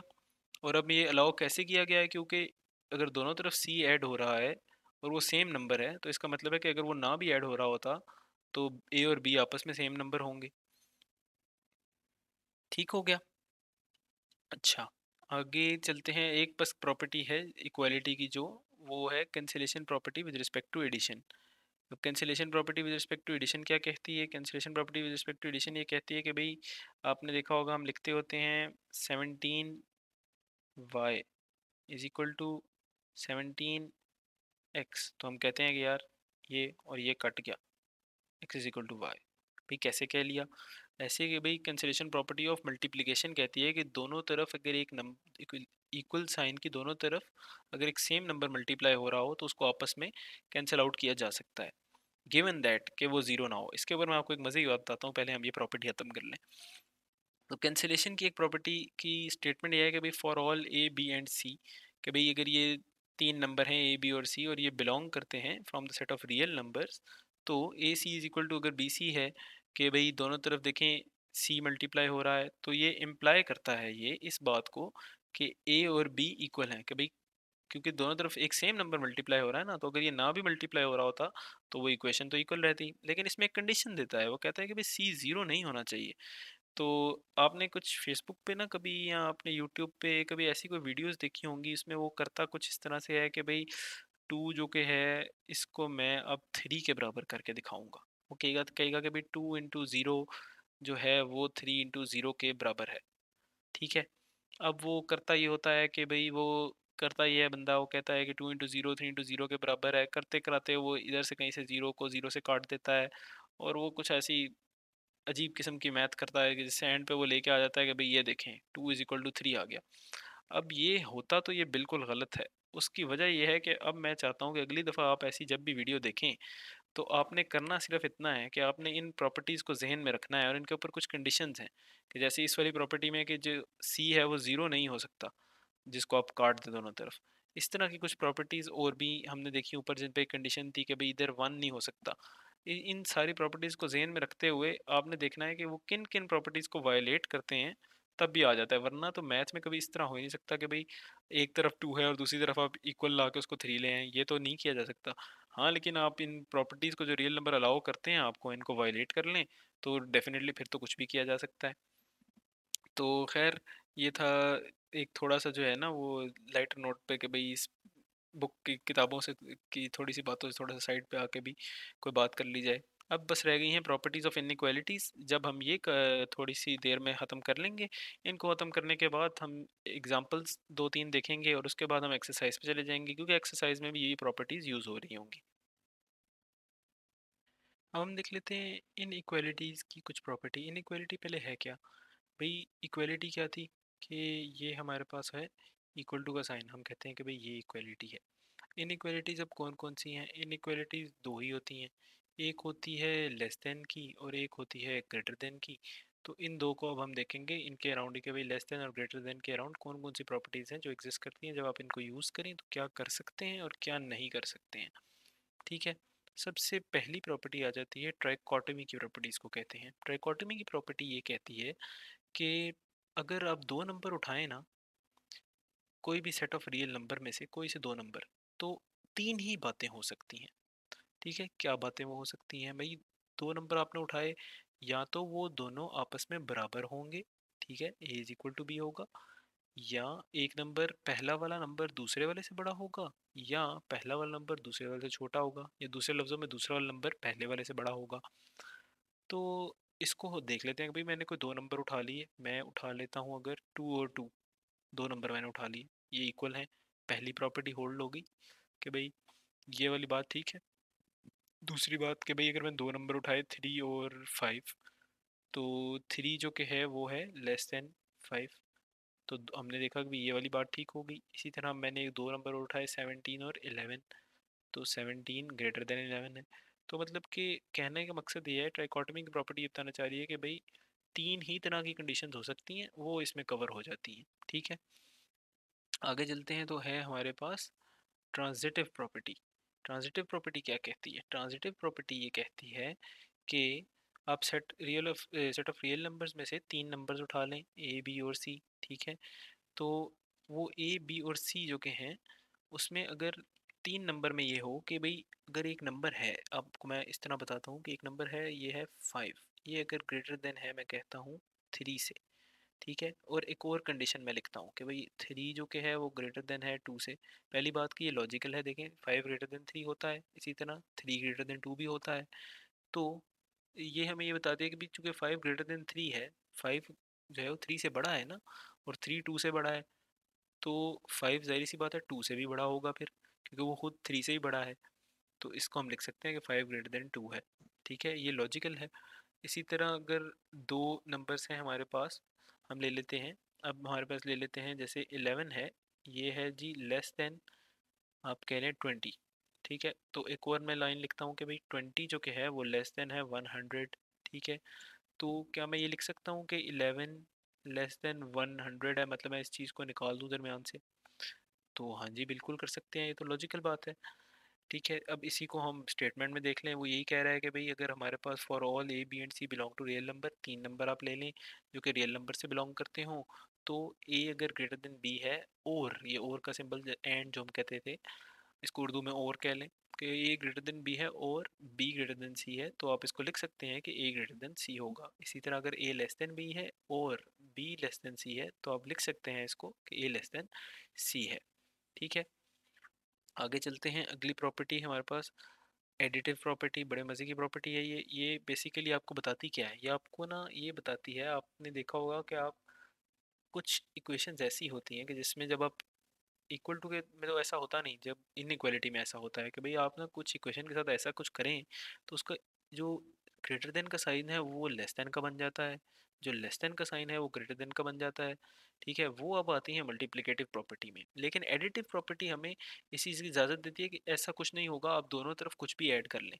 ठीक है, तो अब देखें, पहले इसके दो पार्ट्स जो हैं वो ये बताते हैं। पहला पार्ट क्या है कि भाई वो कहता है कि भाई for all A B and C belong to real number, वही बात होगी, तीन नंबर ले लिए रियल नंबर के सेट से, तो कहता है कि भाई अगर ए ग्रेटर देन बी है, ठीक है, तो आप इस इक्वेशन में दोनों तरफ कोई भी नंबर ऐड कर लें तो इसको ये फर्क नहीं पड़ता है इनइक्वालिटी के साइन को। ठीक है, ये बताना चाहता है। तो हमने ए में इस तरफ एक सी नंबर ऐड किया, इस तरफ भी एक सी नंबर ऐड किया, इधर देखें इक्वालिटी का साइन सेम ही रहा। ठीक है, अगला हम देखते हैं कि भाई दूसरी तरफ पार्ट टू इसका देखें कि भाई ए अगर लेस देन बी है तो तब भी इसके दोनों तरफ जो कि है आप कोई भी नंबर ऐड कर लें, सी एक नंबर है सेट ऑफ रियल नंबर में से, तो देखें इसके जो लेस देन का जो साइन है इसको फ़र्क नहीं पड़ेगा, ये सेम ही रहेगा। ठीक है, अच्छा अब एक चीज़ आपने पहले इस पार्ट थ्री और फोर को समझने से पहले आप ये देखें, आपने देखा होगा, हमने पहले भी हम करते रहते हैं कि भाई हम लिखते हैं जब x इज़ इक्वल टू 15 और y इज़ इक्वल टू 30, तो हम कहते हैं कि भाई अगर ये इक्वेशन वन है और ये इक्वेशन टू है तो हम सम करें इक्वेशन वन और टू को, हम लिख सकते हैं कि x plus y is equal to 15 plus 30, करते हैं ना इस तरह से। ठीक है, अब आप इसी को इन टर्म्स ऑफ इक्वालिटी लिखें। ठीक है, ये कैसे हो जाएगा कि भाई x जो कि है अगर वो ग्रेटर देन 15 है एंड y जो कि है वो ग्रेटर देन 30 है, और ये इक्वेशन वन है और ये इक्वेशन टू है, तो इन दोनों को अगर ऐड करूँ तो x plus y is greater than, मतलब कि साइन दोनों में सेम है, 15 प्लस 30 होगा। ठीक है, अब यही प्रॉपर्टी पहले थर्ड वाली प्रॉपर्टी यही बात बता रही है, वो कहती है कि भाई अगर a ग्रेटर देन b है, मतलब कि हमने यहाँ पे लिया था a ग्रेटर देन b के लिए हमने कहा था कि भाई x ग्रेटर देन 15 है। ठीक है, और c ग्रेटर देन d है, मतलब कि y ग्रेटर देन से 10 है। ठीक है, तो हम इन दोनों इक्वेशंस को ऐड अप कर सकते हैं, तो ये आ जाएगा कि भाई x प्लस वाई, मतलब कि ये और ये चीज़ ऐड अप कर दी आपने। ठीक है, is greater than, sign same रहेगा क्योंकि यहाँ पे और यहाँ पे सेम साइन है तभी ऐड हो सक रहे हैं। इज़ ग्रेटर देन क्या आ जाएगा कि भाई इस तरफ को भी ऐड कर देंगे जैसे नॉर्मली ऐड करते हैं इक्वल में, तो ये b प्लस डी आ जाएगा। ठीक है, तो यहाँ पे देखें बिल्कुल ऐसा ही हुआ हुआ है। आगे दूसरी प्रॉपर्टी देख लेते हैं, बस वो लेस देन के साइन के साथ है कि भाई अगर a लेस देन b है और c लेस देन d है, तो हम इन दोनों को सम अप करें इक्वेशंस को, तो ये आ जाएगा कि c और a ऐड हो जाएंगे। ये देखें c और a ऐड हो गए, a और a प्लस c आ गया, और चूंकि लेस देन का साइन इधर भी है और इधर भी है तो यहाँ पे भी लेस देन का ही साइन आएगा, तभी तो हम ये कर सकते हैं क्योंकि साइन सेम है। और दूसरी तरफ क्या आ जाएगा कि दोनों दूसरी तरफ वाले ऐड हो जाएंगे, वो हो जाएगा b प्लस डी, जैसे यहाँ पे b और d है तो ये आ गया b प्लस डी। तो सिंपल है ना, बिल्कुल सिंपल है। एक चीज़ बस अब हम देखेंगे मल्टीप्लिकेटिव प्रॉपर्टी, उसमें एक थोड़ी सी होती है, मैंने देखा है कि लोग गलती कर जाते हैं कि साइन को चेंज करना होता है वो करते नहीं हैं। अभी देख लेते हैं उसको। अब ये लास्ट प्रॉपर्टी है बिल्कुल इनइक्वालिटी की, जो कि है मल्टीप्लिकेटिव प्रॉपर्टी। मेरे ख्याल में ये मोस्ट इंपॉर्टेंट प्रॉपर्टी है जो कि आपको आनी चाहिए। इसकी पहली प्रॉपर्टी आसान है, दूसरी वाली पे आपने बहुत ध्यान देना है, पहली पे भी ध्यान दीजिएगा। तो प्रॉपर्टी ये कहती है कि भाई अगर हमारे पास तीन नंबर हैं, तीन नंबर क्या हैं भाई, ए बी और सी, जो कि बिलोंग करते हैं सेट ऑफ रियल नंबर से, और सी ग्रेटर देन ज़ीरो है। इस पे ध्यान दीजिए कि सी ग्रेटर देन ज़ीरो है, तो ए अगर ग्रेटर देन बी हो, और दोनों तरफ अब देखें अगर मैं सी से मल्टीप्लाई कर दूं इस इक्वेशन को, ठीक है, इस इक्वेशन को अगर मैं दोनों तरफ सी से मल्टीप्लाई कर दूं तो इधर ए सी इस ग्रेटर देन बी सी आ जाएगा, ये तो आप समझते हैं। लेकिन ये ग्रेटर देन का साइन आप देख रहे हैं, ये चेंज नहीं हुआ, ये सेम रहा है। इसी तरह ए अगर लेस देन बी है और दोनों तरफ मैं सी से मल्टीप्लाई कर दूं तो ये हो जाएगा A C is less than B C, और ये साइन देखिएगा कि ये इधर भी लेस देन था इधर भी लेस देन ही रहा है। अब ये आप देख भी लेंगे, जैसे मसलन हमारे पास होता है कि भाई two is greater then one, ठीक है, आप इसको दोनों तरफ फाइव से मल्टीप्लाई कर दें, तो आप अक्सर वो लिखते हैं ना कि मल्टीप्लाइंग बोथ साइड्स बाय 5, तो ये आ जाएगा भाई 5 2 10 और इज़ ग्रेटर देन 5। ठीक है भाई, ये तो सही आ भी रहा है। इसी तरह आप देख लें कि भाई एक लेस देन के लिए भी देख लें कि भाई अगर 2 है वो लेस देन है 10 के, तो आप इसको दोनों तरफ 3 से मल्टीप्लाई कर लें तो 2 3 6 इज़ लेस देन 30। हाँ जी ठीक है, बात तो सही है। तो इसका मतलब है कि ये तो लॉजिकली समझ आती है हमें कैसे ही होना चाहिए। ठीक है, अब हम आगे एक प्रॉपर्टी देखते हैं, वो है इसी की सेकंड प्रॉपर्टी है। उसमें क्या है कि भाई हम देखेंगे, इसमें हमने गौर करें इस चीज़ पे कि ये बाकी तो ये सेम है, बस ये इधर कह रहा है कि c लेस देन ज़ीरो हो। अगर अब c लेस देन ज़ीरो हो तो क्या होगा? c लेस देन जब ज़ीरो होगा ना, जो नंबर मल्टीप्लाई हो रहा है आपकी इनइक्वालिटी में, अगर वो नेगेटिव नंबर है इसका मतलब है, तो आपकी इनइक्वालिटी का साइन बदल जाएगा। मसलन आप देखें कि अगर आपने देखा होगा कि भाई 10 इज़ ग्रेटर देन 5, ठीक है, ये बात सही है ना। अब मैं दोनों तरफ इसकी मल्टीप्लाई करता हूँ -2 से, तो ये आ जाएगा -20 इज अगर लेस देन, जो कि है -10, है कि नहीं? क्योंकि रियल नंबर की अगर लाइन मैं बनाऊँ, रियल नंबर की लाइन कुछ ऐसे होती है, इसके ऊपर ज़ीरो यहाँ है, तो इधर आके -10 है और इधर आके -20 है। तो -20 -10 से भी छोटा है, क्योंकि ये ज़ीरो से और फर्दर अवे है। तो अब देखें आप, यहाँ पे मैंने इक्वालिटी को साइन को चेंज कर दिया। अब अक्सर मैं देखता हूँ कि लोग करते क्या हैं कि यहाँ पे गलती कर जाते हैं और लिख देते हैं भाई -20 इज़ ग्रेटर देन -10, दोनों तरफ नंबर तो नेगेटिव मल्टीप्लाई किया लेकिन साइन को चेंज नहीं किया, तो बिल्कुल गलत हो गया ये। अब देखें -20 ग्रेटर देन तो नहीं है -10 से, ठीक है। अब इसी तरह एक और आप ये भी देख लें कि भाई अगर ये लेस देन की प्रॉपर्टी होती, मसलन कि आप कह लीजिए कि भाई 6 <11 है, हाँ बात बिल्कुल ठीक है।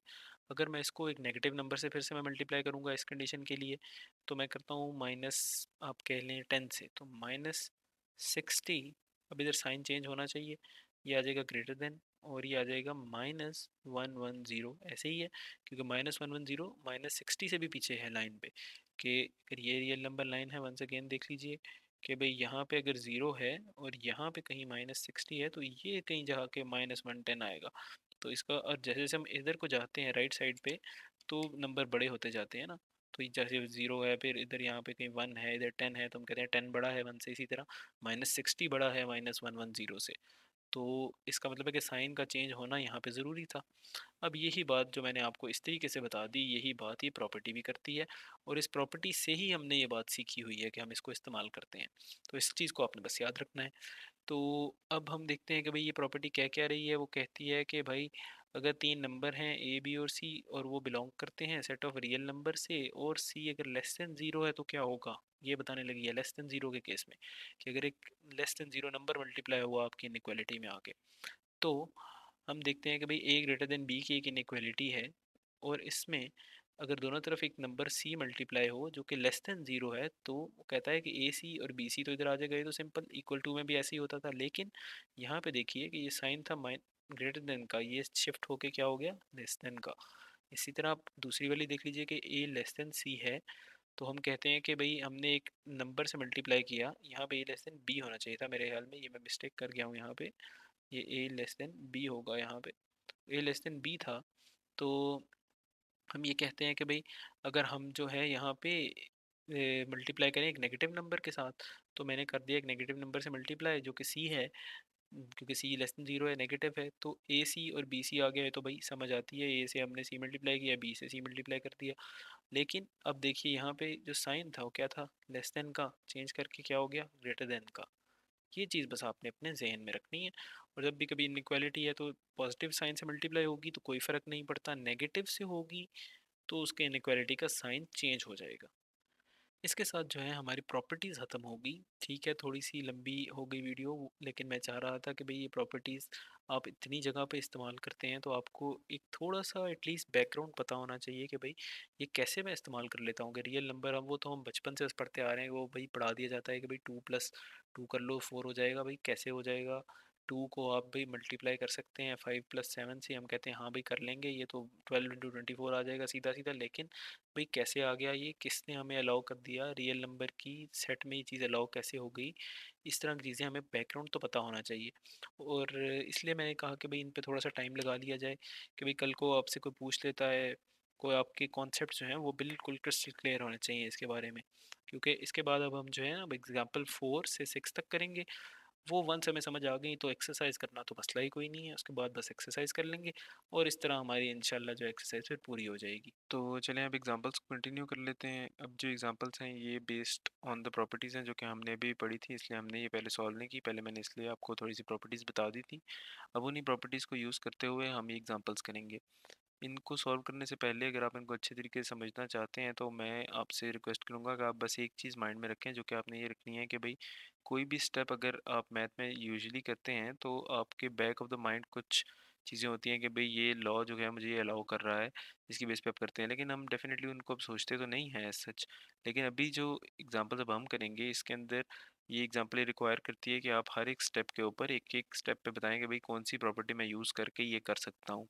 तो आपने ये भूल जाना है अभी कि अगर जैसे आपको पता है ना कि -1 को अगर मल्टीप्लाई करें ज़ीरो के साथ तो आप कहेंगे ये तो ज़ीरो होता है, लेकिन इसमें दो प्रॉपर्टीज़ लगी हुई हैं, उनको लगाए बगैर आप इसको कर नहीं सकते। तो अब हमें हर चीज़ का एक स्टेप करेंगे और एक स्टेप में हम बताएंगे कि भाई ये रियल नंबर की ये प्रॉपर्टी है जिसको यूज़ करते हुए मैं ये स्टेप कर रहा हूँ। ठीक है, तो स्टार्ट करते हैं इसकी लेफ्ट हैंड साइड से। तो हम लिख लेते हैं कि भाई हम लेफ्ट हैंड साइड से शुरू कर रहे हैं। तो हम लिखेंगे कि भाई ए डॉट ज़ीरो जो कि है इसको हम रीराइट कर सकते हैं किस तरह से। अब मैं इसको लिख सकता हूँ ए इंटू 1 एडेड विद -1। अब ये मैंने कैसे लिख लिया, एडिटिव इन्वर्स की प्रॉपर्टी हमने पढ़ी थी कि जिसमें था कि भाई 1 और -1 जो कि है वो ज़ीरो होते हैं। वहाँ पे हमने इस तरह से पढ़ा था कि ए प्लस विद माइनस ए जो है वो ज़ीरो होता है। ठीक है, तो यही एडिटिव इन्वर्स की प्रॉपर्टी है। ए को अगर आप इधर 1 ले लें तो मैंने इस तरीके से इसको रीराइट कर दिया है। ठीक है, अब बाय डेफिनेशन ऑफ सब्ट्रैक्शन आप इसको लिख सकते हैं कि प्लस इंटू -1 ये जो चीज़ है ये मल्टीप्लाई होने के बाद 1 - 1 बन जाएगी। तो मैं इधर लिख देता हूँ कि ये है 1 - 1। ठीक है, अब डिस्ट्रीब्यूटिव लॉ ये कहता था कि भाई अगर कोई भी चीज़ ब्रैकेट के बाहर मल्टीपल चीज़ों से अंदर मल्टीप्लाई हो रही है, मतलब कि हमने कुछ इस तरीके से देखा था ए इंटू बी प्लस सी, तो हम कहते हैं कि इसको हम लिख सकते हैं ए बी प्लस ए सी। अगर इसी चीज़ को मैं यहाँ पे इम्प्लीमेंट करूँ, अभी देखें बी अगर 1 है और सी -1 है और बाहर ए उसी तरह है, तो हम इस वाली जगह पे भी लिख सकते हैं इसको कि ये ए इंटू माइनस ए बन जाएगा। अब a इंटू माइनस ए को अगर मैं by definition of subtraction again इसको रीराइट करूँ तो मैं लिख सकता हूँ कि ये a प्लस माइनस ए है। ठीक है, जैसा कि हमने इस जगह पे भी लिखा था। अब a प्लस माइनस ए जो कि हैं a और माइनस ए एक दूसरे के क्या हैं, एडिटिव इन्वर्स हैं। एडिटिव इन्वर्स जब भी दो ऐड होते हैं तो क्या इक्वल टू आ जाते हैं, ज़ीरो के इक्वल हो जाते हैं। तो ये हमारी जो कि है राइट हैंड साइड है ज़ीरो। तो हमने देखें लेफ्ट हैंड साइड से शुरू किया यहाँ से और हम इसको इधर लेके आ गए कि भाई ये जो है राइट हैंड साइड के इक्वल हो गया। तो बेसिकली यही हमने प्रूव करना था।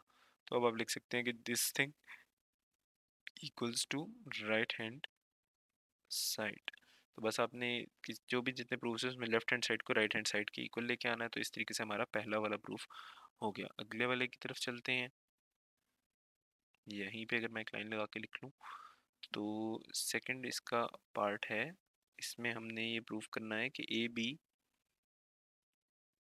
Equals to zero implies that either a is equal to 0 और b is equal to 0।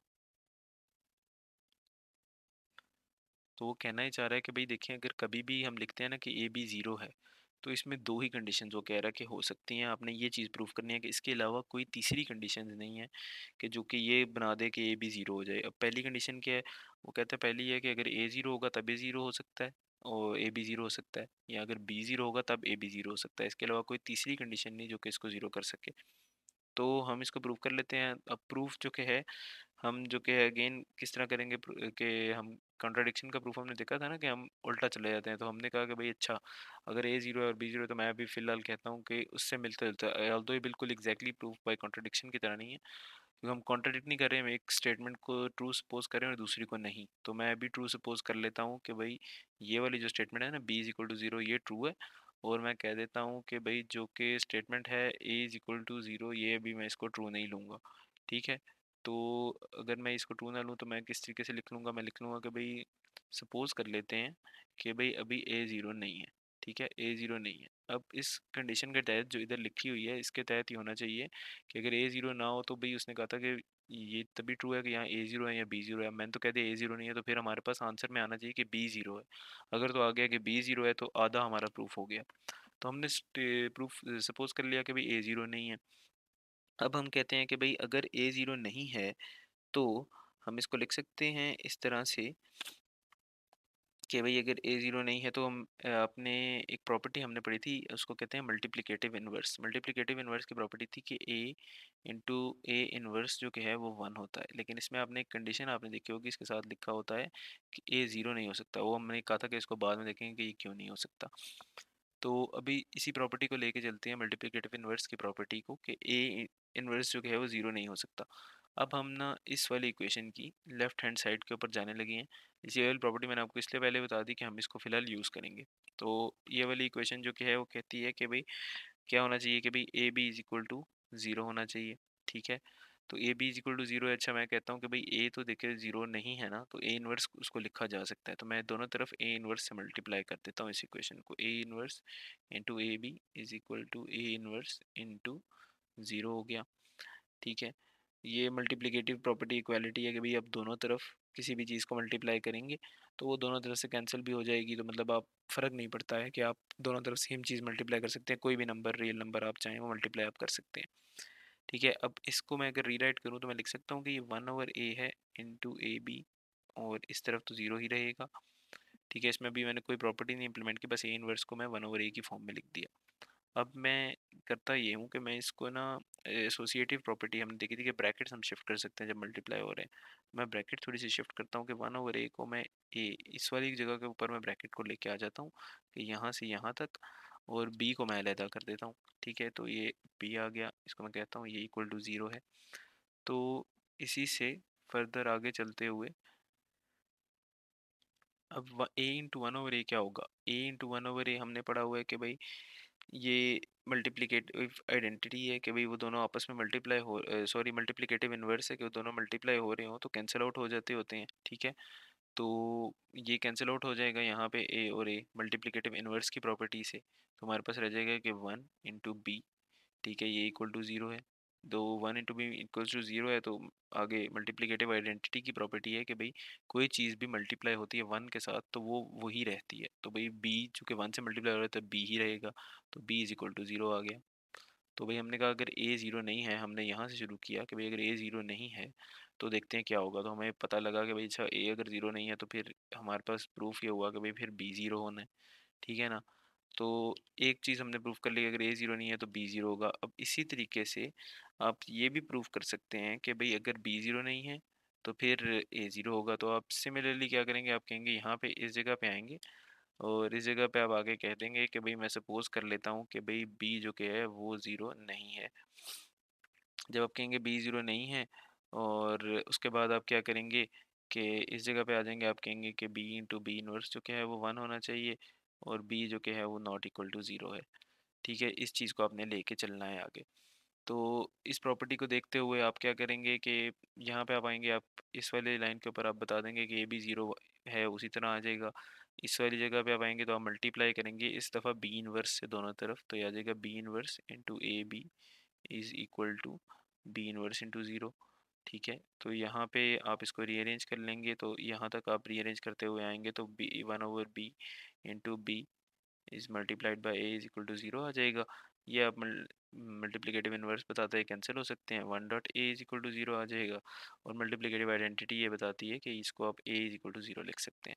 तो इस तरीके से आप ये प्रूव कर लेंगे कि भाई अगर वो ज़ीरो नहीं है तो दूसरी तरफ जो कि है वो, सॉरी दूसरी तरफ जो कि है वो फिर ए ज़ीरो होगा। तो ये चीज़ ये प्रूव कर देगी कि अगर ए ज़ीरो ना हो और तो a b is equal to zero के लिए ये ज़रूरी है कि बी ज़ीरो हो। और दूसरा वाला इसका जो पार्ट है कि वो ये प्रूव कर देगा कि भाई अगर बी ज़ीरो ना हो तो a b is equal to zero के लिए ज़रूरी है कि ए ज़ीरो हो। तीसरी कोई कंडीशन एग्जिस्ट नहीं करती है। आगे चलते हैं अगले सवाल की तरफ। तो एग्जांपल 5 पे आ जाते हैं। हमने ना दो चीज़ें प्रूफ करनी है, दो पार्ट्स हैं इसके, और इसमें भी इसने यही कहा हुआ है कि भी आपने ये जो पार्ट प्रूफ करनी है इसमें जोन जोन सी प्रॉपर्टी आप यूज़ करेंगे उस प्रॉपर्टी को आपने बताना है। तो अगर क्वेश्चन में एक्सप्लिसिटली ये स्टेट किया जाए कि भाई जोन जोन सी प्रॉपर्टी आप यूज़ कर रहे हैं उस प्रॉपर्टी को आपको बताना है, तो आपको हर प्रॉपर्टी को एक्सप्लेन करना पड़ेगा कि भाई ये वाली प्रॉपर्टी मैंने ये वाली चीज़ यूज़ करके की है। तो पहले पार्ट की तरफ आ जाते हैं, पहला पार्ट शुरू करते हैं। पहले पार्ट में उसने कहा है कि भाई ये चीज़ हमने प्रूफ करनी है कि minus A into b is equal to a into minus b which is equal to minus A b. या आप नेगेटिव ऑफ ए बी कह लें।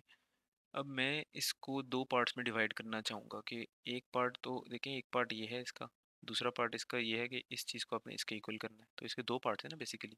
तो हम पहला पार्ट करते हैं, हम कहते हैं कि भाई मैं इस पार्ट को इसके इक्वल करूँगा, और फिर हम दूसरा पार्ट इसका बनाएंगे, हम कहेंगे कि भाई हम इसको इसके इक्वल करेंगे। अगर हम ये दोनों कर लें तो इसका मतलब होगा कि भाई ये वाली चीज़ और ये वाली चीज़ और ये वाली चीज़ तीनों बराबर हैं। ठीक है, तो ये स्टार्ट करते हैं अभी। ये भी एक लॉ था जो कि अब मैं आप पे छोड़ूंगा कि आप मुझे बताएं कि ये कौन सा लॉ था कि जब हम इस तरीके से तीन चीज़ें प्रूव कर लेते थे कि भाई अगर ये दो चीज़ें एक दूसरे के इक्वल हैं तो बाकी दो भी एक दूसरे के इक्वल होंगी। तो अब हम आगे चलते हैं। अब देख लेते हैं पहला वाला पार्ट इसका करते हैं कि भाई minus A into B is equal to minus A b, ये हम पहले प्रूफ करेंगे। तो फर्स्ट विल प्रूव दिस। आप लिख सकते हैं बेशक कि भाई first will prove this part and then will prove the second one. तो इसको मैं रीअरेंज करके लिखता हूँ, तो इस तरीके से हो जाएगा कि minus A into b plus a b is equal to zero. ये किस तरीके से लिख लिया, रीअरेंज करने का भी आप लिख सकते हैं। अगर आप लिखना चाहें कि भाई जो दोनों तरफ एक चीज़ आपने ऐड करा दी है, तो उस तरीके से भी आप लिख सकते हैं। और अब मैं इसको दोबारा लिखूंगा तो मैं देख रहा हूँ कि यहाँ पे ये b है और यहाँ पे भी ये b है, ये दोनों कॉमन है। तो अगर मैं b को कॉमन ले लूँ तो हमारे पास क्या बच जाएगा यहाँ पे। तो b कॉमन लेने का मतलब क्या है कि भाई डिस्ट्रीब्यूटिव लॉ, जैसे हम किसी चीज़ को मल्टीप्लाई करते हैं ब्रैकेट्स के अंदर, तो इसी तरह हम उसको इन्वर्स आप उसका आए तो मतलब है कि आप कोई चीज़ कॉमन ले रहे हैं, तो ये डिस्ट्रीब्यूटिव लॉ है। तो ये आ जाएगा कि भाई माइनस ए प्लस ए और बाहर बी आ जाएगा जो कि इक्वल टू ज़ीरो है। इसी को अगर मैं मल्टीप्लाई करके इस स्टेप से इस पे जाऊँ तो आप कहेंगे कि ये डिस्ट्रीब्यूटिव लॉ है। तो मैंने डिस्ट्रीब्यूटिव लॉ के तहत इसको रीअरेंज करके लिख दिया इस तरह से। अब ए और माइनस ए जैसे कि हमने भी पहले भी देखा था एक दूसरे के एडिटिव इन्वर्स हैं, तो ए और माइनस ए क्या आ जाएगा, ज़ीरो। तो ज़ीरो इंटू बी क्या आ रहा है, ज़ीरो। तो zero is equal to zero. तो देखें left hand side right hand side के इक्वल हो गई, तो हम लिख सकते हैं कि भाई as left hand side equals to right hand side, so this proves our first statement, this was our first statement कि भाई इसको आपने प्रूव कर लिया क्योंकि आपने लेफ्ट हैंड साइड को राइट हैंड साइड के इक्वल कर लिया। अब हम इसी की दूसरी वाली स्टेटमेंट को करते हैं। इसी की दूसरी वाली स्टेटमेंट हम क्या कहेंगे कि भाई ए इंटू माइनस बी जो कि है वो है माइनस ए बी के इक्वल, जो इसका सेकंड पार्ट है ये वाला। ठीक है, तो इसको मैं कैसे प्रूव करूँगा कि मैं वंस अगेन दोनों तरफ ए बी को ऐड कर दूंगा, तो ए इंटू माइनस बी, इधर भी आ जाएगा प्लस ए बी, इस तरफ भी आ जाएगा कि minus A b plus a b. दोनों तरफ हमने जैसे अभी पहले ही बताया था कि भाई सेम चीज़ जो कि है ये मैं मल्टीप्लाई कराई जा सकती है, इसी तरह ऐड भी कराई जा सकती है, दोनों तरफ एडिटिव प्रॉपर्टी ऑफ इक्वालिटी है ये। ठीक है, तो दोनों तरफ सेम चीज़ मैंने ऐड करा दी। अब हम लिख सकते हैं कि भाई ये जो इसकी राइट हैंड साइड है ये तो इसका बन गया ए और बी, ए बी और माइनस ए बी आपस में एडिटिव इनवर्स, तो ये ऐड होके आ जाएंगे ज़ीरो। इसके अब लेफ्ट हैंड साइड देखते हैं, तो लेफ्ट हैंड साइड के ऊपर अगेन जिस तरह हमने पहले किया, अब यहाँ पे भी मुझे नज़र आ रहा है कि भाई यहाँ पे ए कॉमन आ रहा है इसमें, तो डिस्ट्रीब्यूटिव लॉ के तहत मैं लिख सकता हूँ A into minus B plus B. तो ए एज सच आ गया, और बी और माइनस बी आपस में एक दूसरे के एडिटिव इन्वर्स हैं, एडिटिव इन्वर्स जो होते हैं वो ज़ीरो लिखे जा सकते हैं। तो ए इंटू ज़ीरो आ गया जो कि इक्वल टू ज़ीरो है, और ए इंटू ज़ीरो जो कि मल्टीप्लिकेटिव इन्वर्स से कभी किसी भी चीज़ को आप किसी चीज़ के साथ किसी भी चीज़ को अगर आप ज़ीरो के साथ मल्टीप्लाई कर देंगे तो उसने ज़ीरो ही आ जाना है। तो ए इंटू ज़ीरो बेसिकली आ जाएगा ज़ीरो। तो ये हो गया हमारे पास कि भाई इसमें भी हमने लेफ्ट हैंड साइड और राइट हैंड साइड इक्वल कर दी। अब हम ये लिख सकते हैं कि भाई एज हमने फर्स्ट चीज़ जो प्रूव की थी कि minus A multiplied by B equals to minus A B, and दूसरी वाली जो चीज़ हमने प्रूव की कि ए into minus B is equal to minus A B, therefore या दस जैसा भी आप लिखना चाहें, देयर फोर आप कह सकते हैं कि भाई minus A into b equals to a into minus b which is equal to minus ab। ठीक हो गया, इसका सेकंड पार्ट अब कर लेते हैं। अच्छा, इसमें भी मैं अगेन स्टार्ट करूँगा इसकी लेफ्ट हैंड साइड से और उसको राइट हैंड साइड को रीअरेंज करके दूसरी तरफ ले आऊँगा, मतलब कि दोनों साइड्स को हम साथ साथ लेके चलेंगे। पहले हम क्वेश्चन को एक बार लिख लें कि भाई हम प्रूव करने जा रहे हैं। अच्छा, अगर इधर इक्वल टू का साइन है पहले से और मैं इधर कोई साइन डाल सकता हूँ इक्वल टू का। तो ये आपके ज़हन में भी नहीं डाल सकते, आप इसको इम्प्लाइज दैट डाल सकते हैं। वो भी अगर आप पिछली वाली इक्वेशन के साथ कोई चीज़ इम्प्लाई करना चाह रहे हो। फिलहाल हम कुछ भी नहीं करना चाह रहे, इसलिए हम इस इधर कोई भी साइन नहीं डालेंगे लेफ्ट हैंड साइड पे। तो ये हमारे सवाल से शुरू कर लेते हैं। तो पहले मैं क्या करूँगा कि मैं दोनों तरफ माइनस ए बी कर दूंगा। तो इधर भी मैंने माइनस ए बी कर दिया और इधर भी मैंने माइनस ए बी कर दिया। ए बी और a b right hand side पे एडिटिव इन्वर्स हैं, कैंसिल आउट हो जाएंगे, ज़ीरो आ जाएगा यहाँ पे। लेफ्ट हैंड साइड की तरफ आते हैं तो मुझे एक तो ये नज़र आ रहा है कि भाई माइनस ए इंटू माइनस बी है और दूसरी तरफ माइनस और फिर ए बी है। अच्छा, अब मैं यहाँ पे ये देख रहा हूँ कि भाई अभी तक तो मुझे कोई ऐसी चीज़ नहीं नज़र आ रही कि जिसको मैं कॉमन ले सकूँ। हाँ, एक चीज़ अब मुझे नज़र आई है कि यहाँ पे मैं देख रहा हूँ कि भाई इधर मेरे पास, यहाँ पे आप देखें माइनस ए है और यहाँ पे भी मेरे पास माइनस ए है। ठीक है, तो अगर मैं इस चीज़ को थोड़ा सा रीअरेंज करके लिख लूँ तो मैं इसके बराबर लेके आ सकता हूँ ताकि मैं इनको फिर कॉमन ले लूँ, ताकि मैं डिस्ट्रीब्यूटिव लॉ लगा लूँ उसके ऊपर। तो मैं क्या लिखता हूँ कि मैं इसको ऐसा ही रहने देता हूँ कि ये माइनस ए इंटू माइनस बी है और इसको मैं लिख लेता हूँ कि भाई ये है प्लस माइनस ए इंटू बी।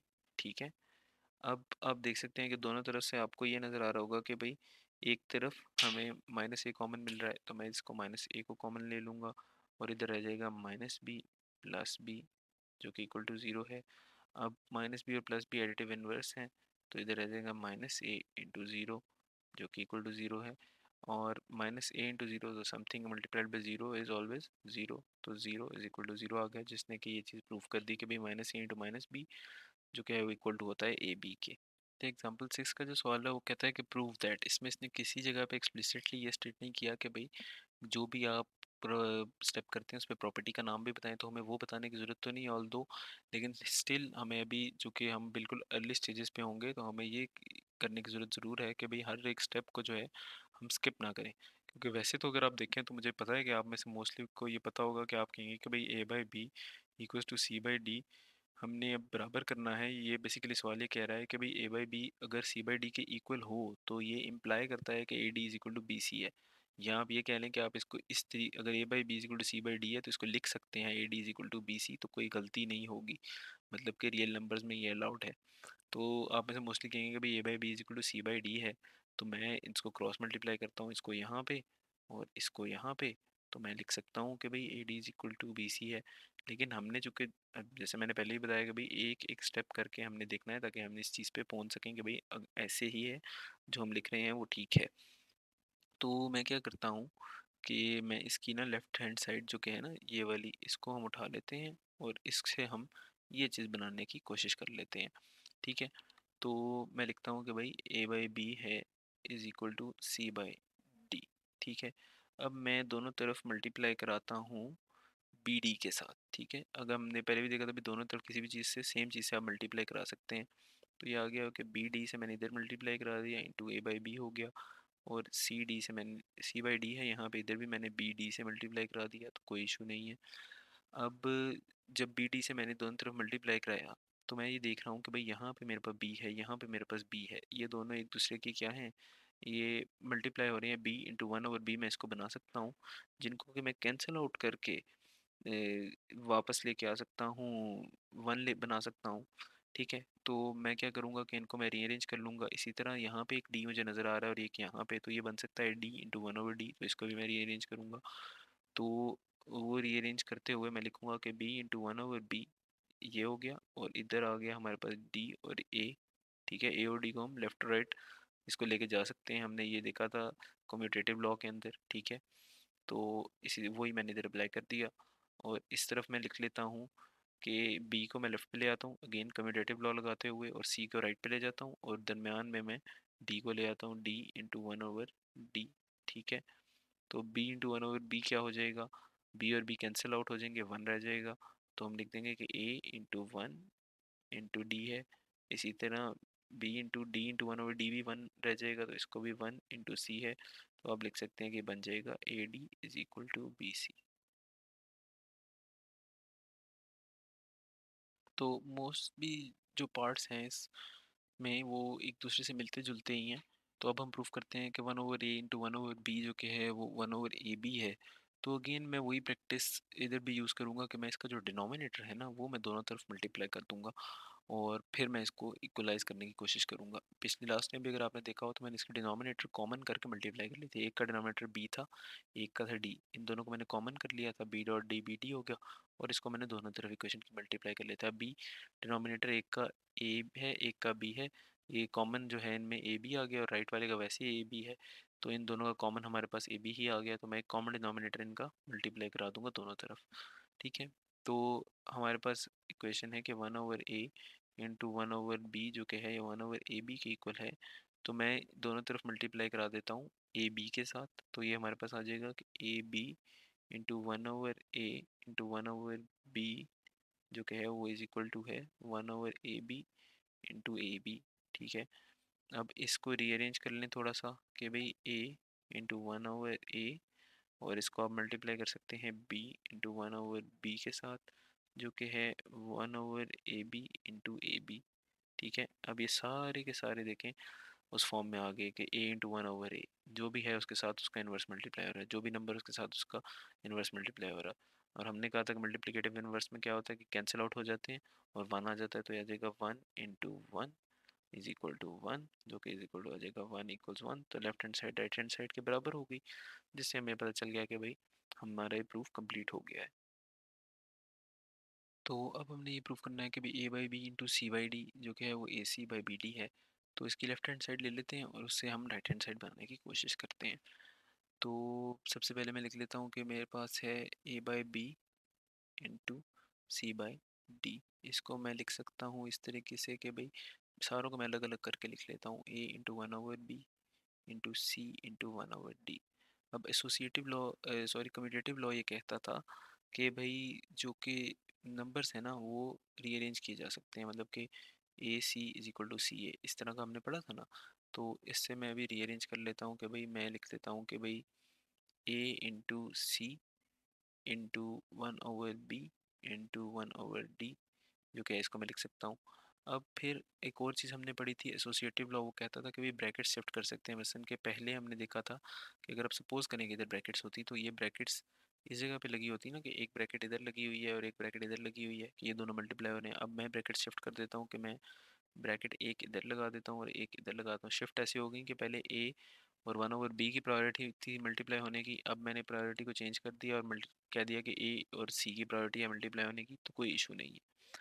तो इन दोनों लॉज को अप्लाई करते हुए अब मैं इसको लिख सकता हूँ कि ए सी ये आ गया और 1/b d ये आ गया। ठीक है, और इस तरीके से कोई दो नंबर आपस में मल्टीप्लाई हो रहे हों तो मैं मल्टीप्लाई करके उनको इस तरीके से लिख सकते हैं AC/BD, ये जो कि है हमारी राइट हैंड साइड है। अब आप लोगों को लग रहा होगा कि बहुत सारे प्रूफ्स इसमें ऐसे रिडंडेंट से हैं, मतलब कि बंदे को समझ नहीं आती है कि भाई ये हो क्या रहा है। मैं कहता यार ये तो मुझे वैसे ही पता था कि भाई ये इसको इस तरीके से लिखा जा सकता है, तो इनको लिखने का क्या फ़ायदा है। अब ऑल्दो ऑनेस्टली अगर मैं आपको बताऊं तो I do share your feelings, मुझे भी इसी तरीके से लगता है कि भाई ये चीज़ें तो हमें पता थी, तो इनको करने के क्या फ़ायदा। लेकिन अब यही चीज़ें ऐसी हैं कि भाई ये आपके एग्ज़ाम में भी कल को पूछी जा सकती हैं, तो मैंने इस वजह से ये बता दी कि भाई ये ना हो कि भाई कल को आपको ऐसे तो पता हो तो वहाँ पे इस तरह का सवाल आ जाए तो आप बस लिख देंगे भाई ए by B into C by D, हाँ भाई A C by B D होता है, तो उस पर तो खैर वो 5 में से बिल्कुल ज़ीरो नंबर ही दे देगा एग्जामिनर जो होगा। इस वजह से हमने थोड़ा सा प्रूफ एक कर लिए कि एक चीज़ थोड़ी सी आपके माइंड में रह जाए, इवन तो अगर आप इसको बाय हैंड सारों को ट्राई भी ना भी करें तो कल को अगर आप एग्जाम में आए तो वो आप एटलीस्ट उनको सॉल्व कर सकें। तो अगला वाला सवाल देख लेते हैं जिसमें कि हमने प्रूव करना है कि ए बाई बी जो कि है वो इक्वल टू है के ए बाई के बी। मसलन मतलब कि अगर कोई चीज़ मल्टीप्लाई हो रही है ऊपर और नीचे तो हम अक्सर इसको कैंसिल आउट कर लेते होते हैं। मसलन हम लिखते हैं कि अगर 2 × 3 है डिवाइड बाई 2 × 7 है तो हम कह देते हैं कि ये कट जाएगा तो ये आ जाएगा 3/7। इसी चीज़ का जो है हम प्रूफ करने लगे हैं कि क्या कैसे हमें ये चीज़ अलाउ हुई हुई है कि हम ये चीज़ कर सकते हैं। तो ये तो खैर एक बहुत ही ज़्यादा एक्सट्रीमली मैं कहूँगा कि सिंपल एक सवाल है। तो मैं इसकी लेफ्ट हैंड साइड से शुरू करता हूँ। तो लेफ्ट हैंड साइड है ए बाई बी, इसको मैं लिख सकता हूँ कि A by B into one है, क्योंकि कोई भी चीज़ multiplied by one real number में वही चीज़ वापस ले आती है। तो A by B into one है। अब ए बाई बी इंटू हमें पता है कि भाई ऊपर नीचे जो भी चीज़ मल्टीप्लाई हो रही है वो कैंसिल आउट हो जाती है, तो मैं वन को लिख सकता हूँ कि ये के ओवर के है। ठीक है, अब मैं जो है एसोसिएटिव लॉ लगा के इसके ब्रैकेट्स को, जैसे मैंने पहले कहा था कि शिफ्ट कर सकता हूँ, तो मैं कह दूंगा कि भाई अब ए और के मल्टीप्लाई हो रहे हैं और नीचे बी और के मल्टीप्लाई हो रहे हैं, तो ए के ओवर बी के बन जाएगा ये, जिसको आप रीअरेंज करके लिख सकते हैं कम्यूटेटिव लॉ के तहत के ओवर के बी। तो अब ये आपकी लेफ्ट हैंड साइड थी ए बाई बी, और आप इसको बना दिया आपने के ए बाई के बी, जो कि आपका क्वेश्चन था। लास्ट पार्ट है इनका, इसके बाद जो पार्ट्स आएंगे वो आई बिलीव कि उनकी सेंस ज़्यादा बनेगी इनकी निस्बत, क्योंकि उनमें इट एज ऑब्वियस नहीं होगा जिस तरह के अभी आपको लग रहे होंगे, क्योंकि बेसिकली आप एक हायर लेवल पे जा चुके हैं ना, तो ये आपको बहुत ज़्यादा ऑब्वियस लग रहे होंगे कि भाई ये तो जाहिर सी बात है, हमें पता है ये ऐसे ही होता है। अच्छा, इस पार्ट को मैं वैसे ही करूँगा जैसे हमने पार्ट 1 और 2 को किया था। तो हम करते क्या थे कि भाई जो कॉमन डिनोमिनेटर थे उसको मल्टीप्लाई कर देते, तो हम लेफ्ट हैंड साइड से शुरू करेंगे। हम कहते हैं कि भाई ए by B over C by D, इसको हमने लेके चलना है।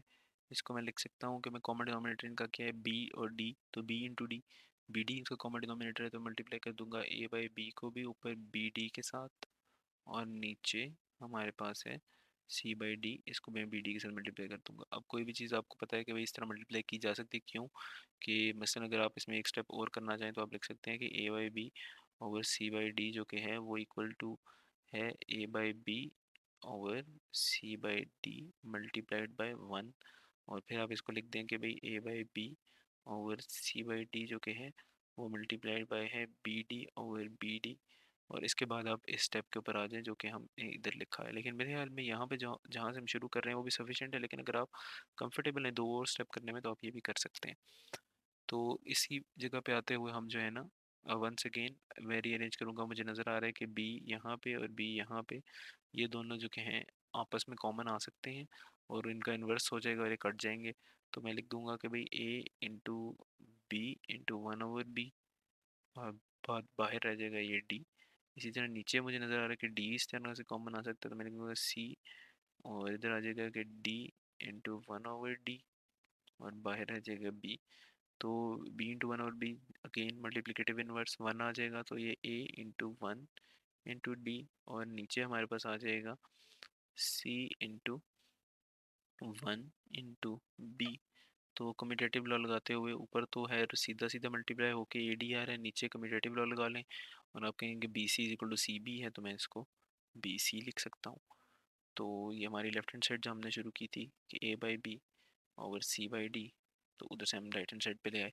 ये आपने अक्सर देखा भी होगा, हम करते भी होते हैं कि भाई हम लिखते हैं कि जैसे हमने कोई देखा होगा, हम लिखते होते हैं 3/5 ओवर है 2/3, इसको हम लिख लेते होते हैं कि भाई ये आ जाएगा, हम कहते होते हैं कि ये वाला ऊपर आ जाएगा और उल्टा हो जाएगा, तो हम लिखते हैं कि 3/5 इंटू 3/2, तो ये बन जाता होता है 9/10, ऐसे ही है ना।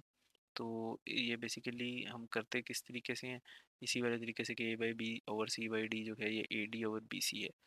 तो हमने देखें किया यही है कि हमने इस वाले नंबर को इसके साथ मल्टीप्लाई कर दिया, ठीक है, और हमने कहा ये ए डी और ये ऊपर आ गया तो ये 9 बन गया, और इस वाले नंबर को इसके साथ मल्टीप्लाई कर दिया, और हमने कहा कि बी और देखें सी था और ये नीचे आ गया कि 3 2 5 10। तो मतलब कि अगेन वही है कि भाई काफ़ी चीज़ें ऐसी हैं कि भाई अब वो इतनी ऑब्वियस हो चुकी हैं कि इस तरह के सवाल करते हुए बंदे को लगता है कि भाई ये तो मुझे पता है, इसको करने की क्या ज़रूरत है, लेकिन खैर ये भी ज़रूरी है। अब एक लास्ट एग्जांपल है हमारे पास जो कि है एग्जांपल नंबर 7। इस एग्जांपल को ख़त्म करने के बाद हम जो है एक्सरसाइज शुरू कर देंगे। ये वाली एग्जांपल आपकी एक्सरसाइज के भी कुछ सवालों में यूज़ हो रही होगी। बेसिकली शुरू करें तो एक हमें सेट दे दिया गया है वन और माइनस वन, और हमने बताना है कि ये क्लोजर प्रॉपर्टी को इसमें है या नहीं है। With respect to addition part 1 है और with respect to multiplication part 2 है। Closure property of real numbers के ऊपर थोड़ा सा रिवाइज कर लें, वो क्या थी। वो कहता है कि हमारे पास दो रियल नंबर्स हैं ए और बी, और वो बिलोंग करते हैं to set of real numbers. दो नंबर्स हैं ए और b, belong to set of real numbers, तो ए प्लस बी जो होगा वो भी बिलोंग करेगा to the set of real numbers. तो हम कहते हैं कि भाई रियल नंबर में क्लोजर प्रॉपर्टी है, ठीक है ना। अब इसी को हम इधर यूज़ कर लेते हैं। तो क्लोजर प्रॉपर्टी क्या है कि भाई कोई भी सेट है, अभी उधर रियल नंबर था, इधर सेट जो है हमारे पास उसको मैं कहता हूँ, ज्यूम कर लेता हूँ कि सेट एस है, और वो सेट है हमारे पास वन और माइनस वन। अब ये रियल नंबर का सेट नहीं है, ये एक सेट एस है, छोटा सा सेट है, उसका सब सेट है रियल नंबर का। तो हम कहेंगे कि भाई अगर हमारा जो closure property respect to addition तब होगी कि भाई एस सेट एस में से मैं दो नंबर उठाऊं और इनको मैं ऐड करूं, कोई भी दो नंबर, मतलब कि वो नंबर अपने साथ भी हो सकता है, इनको मैं ऐड करूं तो जो रिजल्ट आए वो भी इसी सेट में हो। तो अ, तो ये सेट जो है वो एडिशन क्लोजर है विद रिस्पेक्ट टू एडिशन। तो हम कोई भी दो नंबर उठाते जाएंगे और उन का एंड रिजल्ट आते जाएंगे, जितने भी हमारे आंसर आए सारे सेट में अगर लाई करें तो हम कह सकेंगे कि भाई ये सेट क्लोजर की प्रॉपर्टी को पोजेस करता है विद रिस्पेक्ट टू एडिशन। तो सबसे पहले मैं पहला नंबर उठाता हूँ, उसमें दो ही तो नंबर है, वन और माइनस वन। तो मैं पहला नंबर वन उठा लेता हूँ और मैं इसको अपने साथ ऐड करा देता हूँ, कहता हूँ कि वन प्लस वन ये क्या होगा, टू।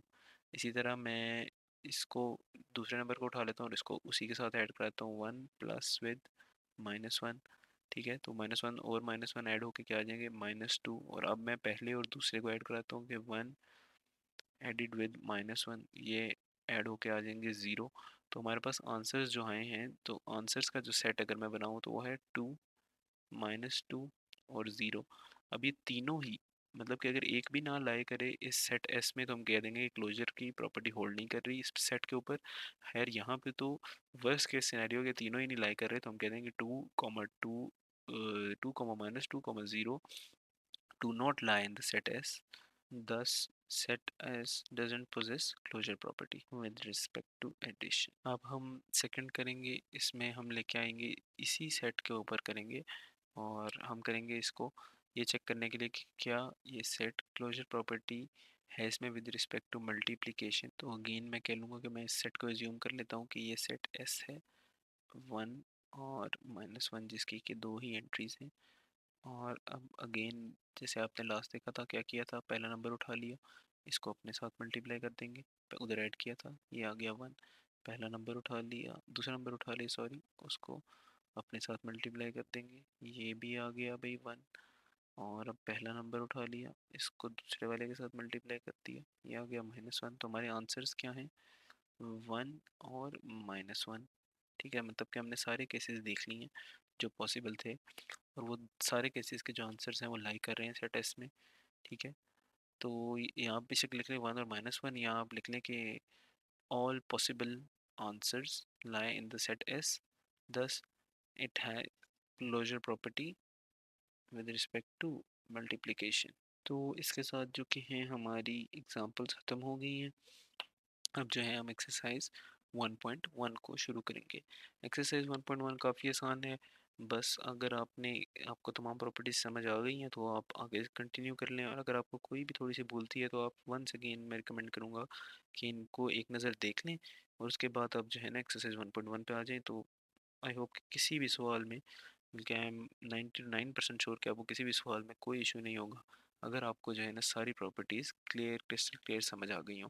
जौन सी नहीं समझ आई थोड़ी सी रिवाइंड कर लें वीडियो को और वहाँ पे जाके आप उस प्रॉपर्टी को वंस अगेन देख लें। अगर फिर भी आपको कन्फ्यूजन हो मुझे कमेंट में बता दें, और अगर मैं कोशिश करूँगा कि जैसे ही मुझे टाइम मिले मैं आपको वहाँ पे वो चीज़ कमेंट में ही क्लियर कर दूँ।